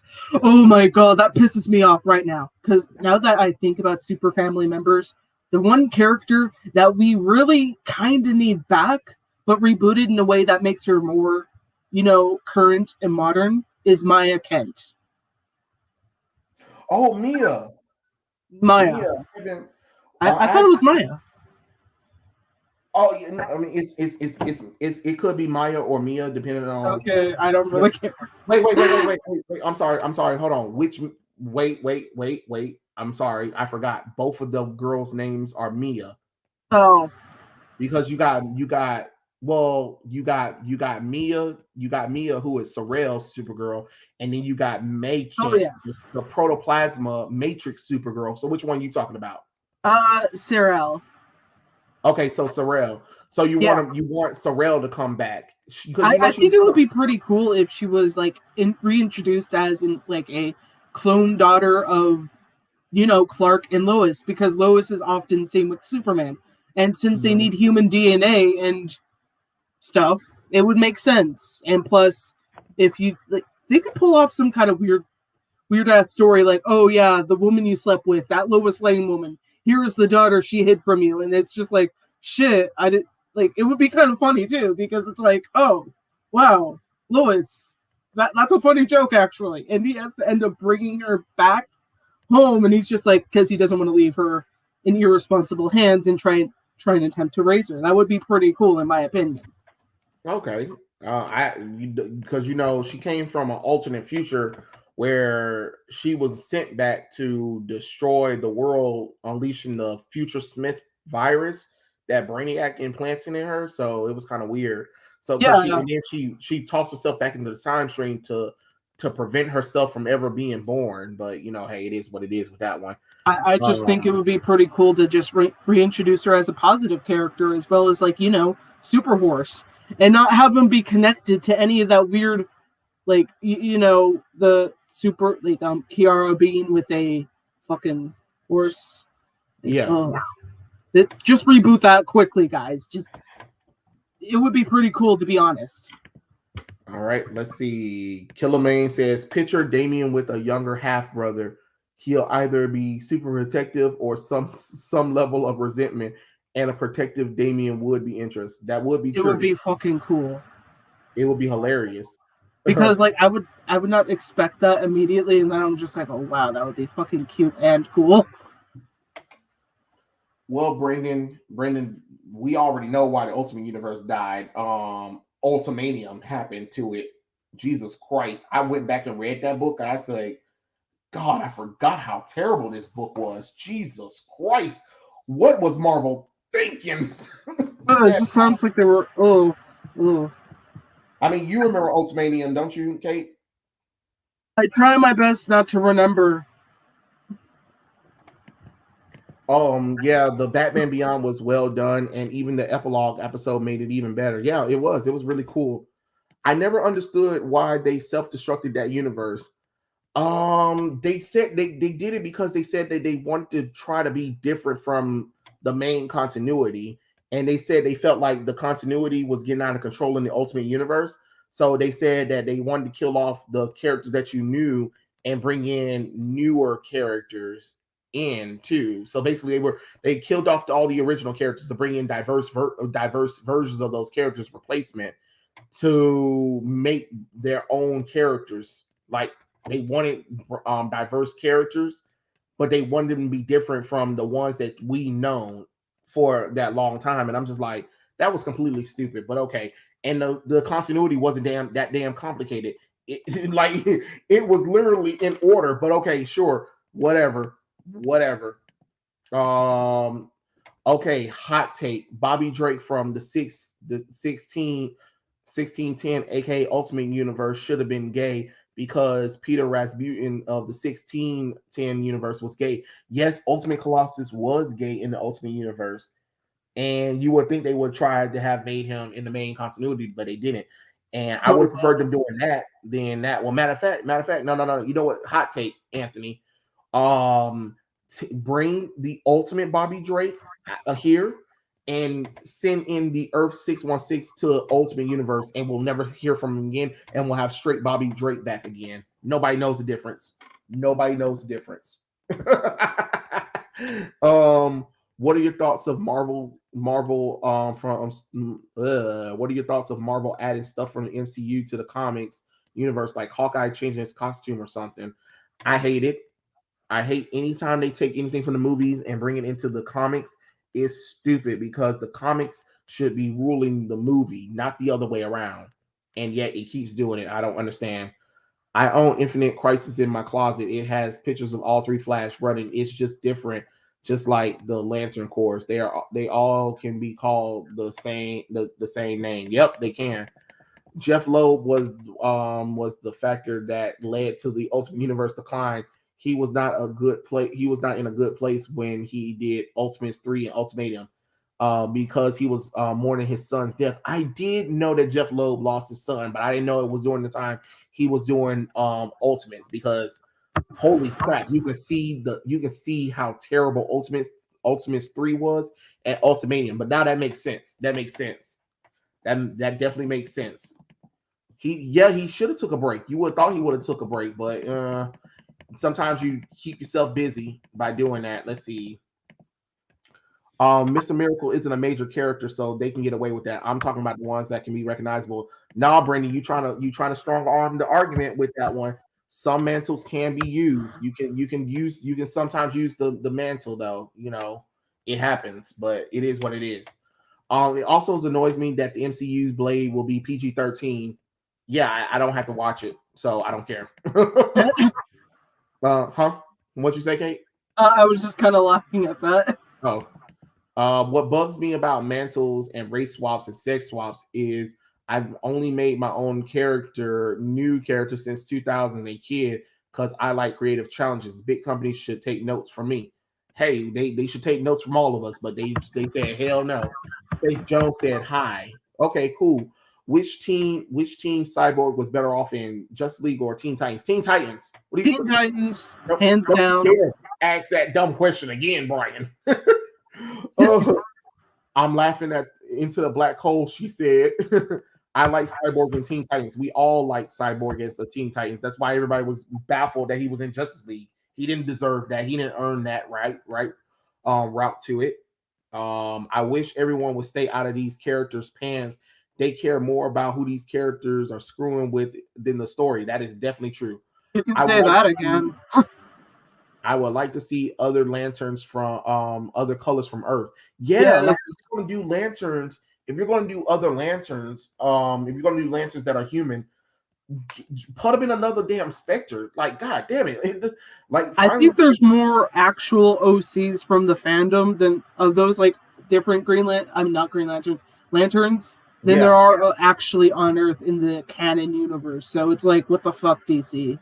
What the And fuck? my thing is, I'm glad that they're finally doing something with Jessica Cruz. They're finally putting her in the yellow core. It's like finally the bitch should have been there in the first place. Dumbasses. I can't stand Yara Floyd. Fire is Brazilian. I'm a Wonder Girl Cassie, and DC ignores the Wonder Fam too. I know, super straight. Again, that's why I made that video about the one why I have issues with Wonder Woman. And It's yes, so I can't stand unfair. Yara Floyd neither. She's boring. She's We're never boring. gonna see Fire and Ice do something like interesting in like a comic together because they're ignoring them. They are ignoring Fire and Ice, and they were a good team. And Guy was dating Ice at the time. Yeah, it would have made more sense to bring them up more, but DC's like, nah, we'll just focus on this Brazilian woman, and it's just like, I don't care who, like, where you're from or anywhere, but show the same respect you show Yara Flor that you like, to like, Fire, because she deserves attention too. We need more female characters like that getting recognition, but DC's like, nah, we'll save it another time. I think the games may have even started influence as well. That new spider suit looks suspicious, like something that be okay within the game, but maybe I'm overthinking it. We'll have to see until we see the whole game. Yellow Spider-Man said, no, Flash ain't nothing like the Yellow Lantern Corps. There is no Flash Corps. It's singular heroes in separate realities called the Flash. It's not an organization like the Lanterns. Killer said that would be pretty good for other Lanterns from Earth. And then Ezra says, we all know comics love blondes, and I can't argue with that. Which is your favorite comic book blonde? That's a tough decision, actually, because we can't say Black Canary because Black Canary actually has black hair. Yeah, and it's only like post crisis is when they were like, oh yeah, her hair is naturally blonde. Yeah, so like forever to me, she's always either wearing a wig or it's dyed. So I can't say her. Fuck. Give me a minute. I'm drawing a blank. Oh my god. Oh man. You put I'm trying to remember one of them, but my mind keeps slipping from my face. You put me on. Sue Storm, Invisible Woman. Like, what am I talking about? Invisible Woman. Yes. Susan Storm. Yes. Wait, blonde. You didn't specify that it needed to be a woman. So John Constantine, dirty blonde. Haha. Oh yeah, yeah, you did. Yeah, you did say that. I like Fire and Ice, and to be honest, I think Fire and Ice should have a comic book run. Yes, they should. Really cool. It would be so cool. The new face of Peter Parker PS5 that in that sequel that's gonna come out. Oh my god, yes. Oh yeah, yes, Power Girl is a blonde head too. She is definitely a good character. But DC would never. And I forgot Supergirl is blonde too. God, now I'm blonde hair characters now. Oh, when he put me on the spot, I couldn't think of it, but now I can think of it. It was kind of funny because it's just like there's lots of them, but we can't name them, and I was like, oh shit, John Constantine. I like Connor Hawk. Yes, Hawk he's a good one. Yeah. And isn't that funny that as a black Asian, a Blasian white boy. Well, because he's black, he's black, Asian, and white. I know. It's just so funny to hear, like the way that people he has naturally blonde hair. I'm like, wait, hold on. How does a black boy have naturally blonde hair? But okay, Okay. But I have no problem. I'm glad that they're reintroducing Connor Hawk back to the universe and acknowledging the fact that he is black too, because like I said back in the day, some of the artists would forget that the character is black. I remember I was under DC's little thingy and I said, don't forget to remind the artist that he is Blasian. So he's half black, half Asian and white at the same time as well. But of course, his black ancestry is going to take over most of it, but he's still technically a black character. And somebody was like, it doesn't really matter, because he was like, why would they darken his skin? It really doesn't matter or whatever. It does matter because they, in the past, they would color him like his father's skin color, and his father is white and his mother is black. So yeah, it does matter because the character is black, not white, dumbass. Like, I'm sorry, it's just so stupid. Oh man. Oh yeah, Danny Rand was a blonde. Yes, Danny Rand was a blonde. Gwen Stacy bitch ass was a blonde. Her daughter Sarah Stacy is a blonde. All of her clones are blondes. Jack Kirby wanted Darkseid to be defeated by Orion, Darkseid's son. Do you think it was a good idea to change it for Superman? Yeah, I think it was. I think it made the fourth world last longer because if you had Orion defeat Darkseid, I think we wouldn't care anymore. And so when you made him a focal in the DC universe, you made it where people care about the fourth world. Because let's be honest, if Orion defeated Darkseid, will we probably care about the fourth world now? No, no, because it'll be like a side story. Let's see. What about Dazzler and Magic? I like Dang that. it, I keep forgetting her. Not Magic. Oh my God, Magic do have blonde hair. Lord have mercy, we are slipping. We are slipping. Favorite Oh, comic book redhead, Mary Jane oh Watson. I don't fuck. even know why you even asked me that one. I love me my Mary Jane Watson. That is one beautiful woman. Uh, Warren Ward. Oh my God, yes, Angel is blonde. Oh my Jesus, we are drawing blanks. I can't believe yeah, it's so weird. It's like, oh my god, I remember. Wait, I don't remember. Shit. Shit. Double shit. I feel so bad. Campbell, he's column Asian. It yeah, Yellow Flash. He's like three goddamn different races going on. Emma Frost, yes, my baby Emma Frost. Oh my Jesus, oh my God, and Stephen Cuckoos. Oh my Lord. Oh, we are so terrible. We are terrible people. Oh, we forgot all the blondes. Even Carol Danvers' ass is blonde. Oh my Jeebus. Oh. Oh my. Oh my Jeebus.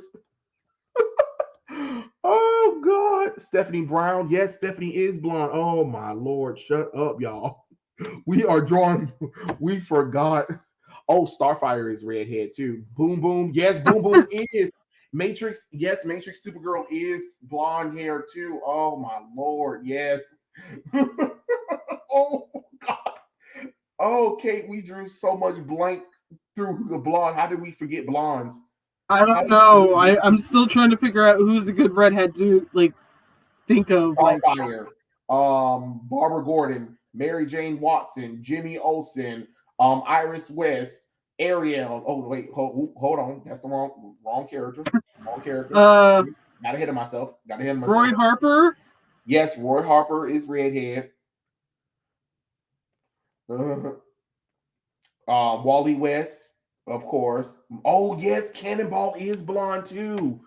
No more. Oh yeah, Namor. Oh yeah, Stargirl. Oh my God, And I have to get Mockingbird. Stargirl from the JSA. Oh, I forgot all the blonde-headed characters. Oh, God. I mean, I think we were disregarding them because we were like, oh, favorite blonde. Oh Oh yes, shit. Mockingbird. Mockingbird is definitely blonde. Yes, Mockingbird is blonde. Oh my Lord, have mercy. I can't believe it. Yes, Steve Rogers, Captain America is blonde too. Damn it. Yelena Bokovic, the second Black Widow, is also blonde. Yes, she is. Alan Scott is blonde. Yes, Alan Scott is blonde. Oh yeah, Hawkeye is blonde as well. Jesus Christ. Okay. Oh my. Okay. Yeah, Barry Allen is blonde. Oh yeah, you know what? I forgot about Barry Allen because of Grant Gustin. Thor, yes, Thor is blonde. Oh my God, how did I forget about Otis? Thor Odinson, Oliver Queen. Yeah. Oh my Lord. Yeah. Man, you guys should keep asking like questions to us just so we can struggle and think. Oh yeah. Oh my God, how did I forget that Aquaman was blonde? No. Oh my God, Banshee and Siri, they are blonde. Lord have mercy, Jeebus. I know all these characters. That's why I'm like, oh, I know all these characters. I should have known this. I should have known these characters. Oh, jeez, jeez. They put us on the spot like that, Kate. Why they got to do us like that?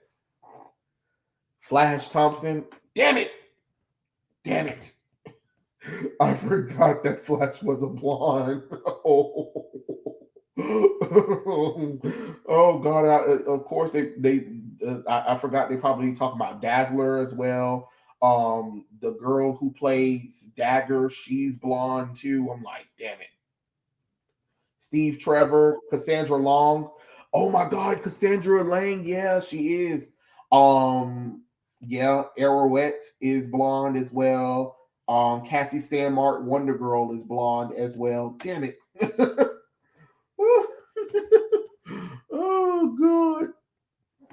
Oh Jeebus. They got us, Kate. They got They us. did.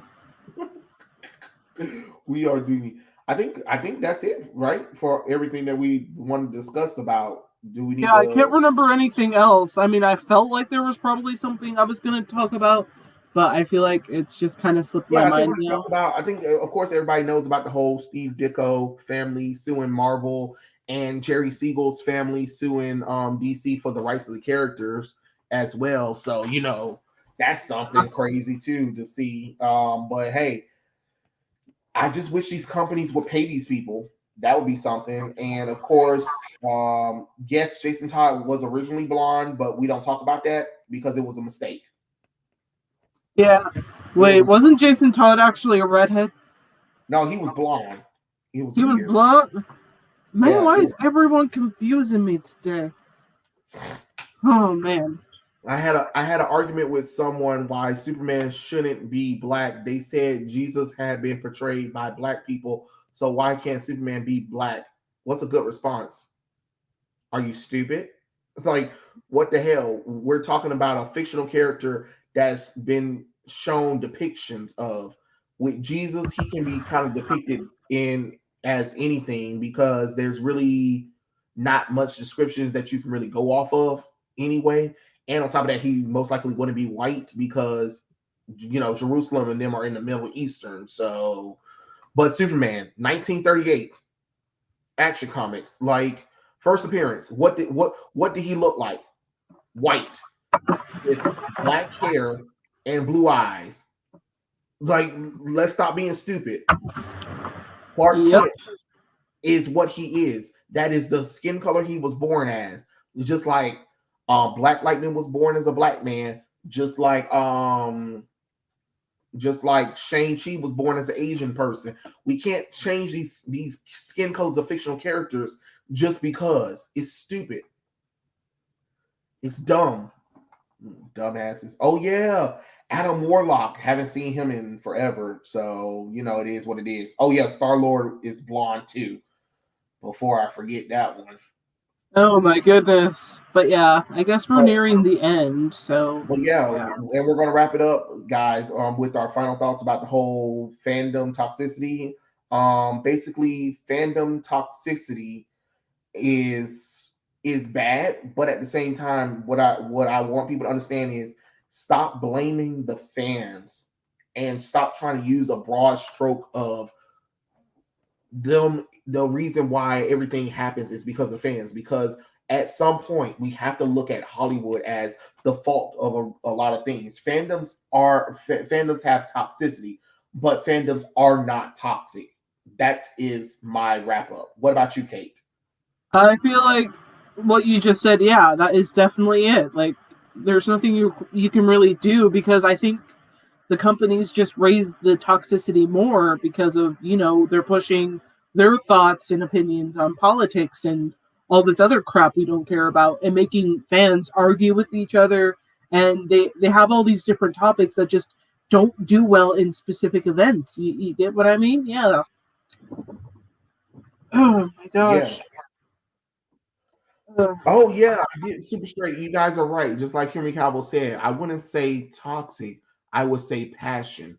Because let's be honest, Henry Cavill is a swole nerd. He's a swole nerd, and that's why we love him.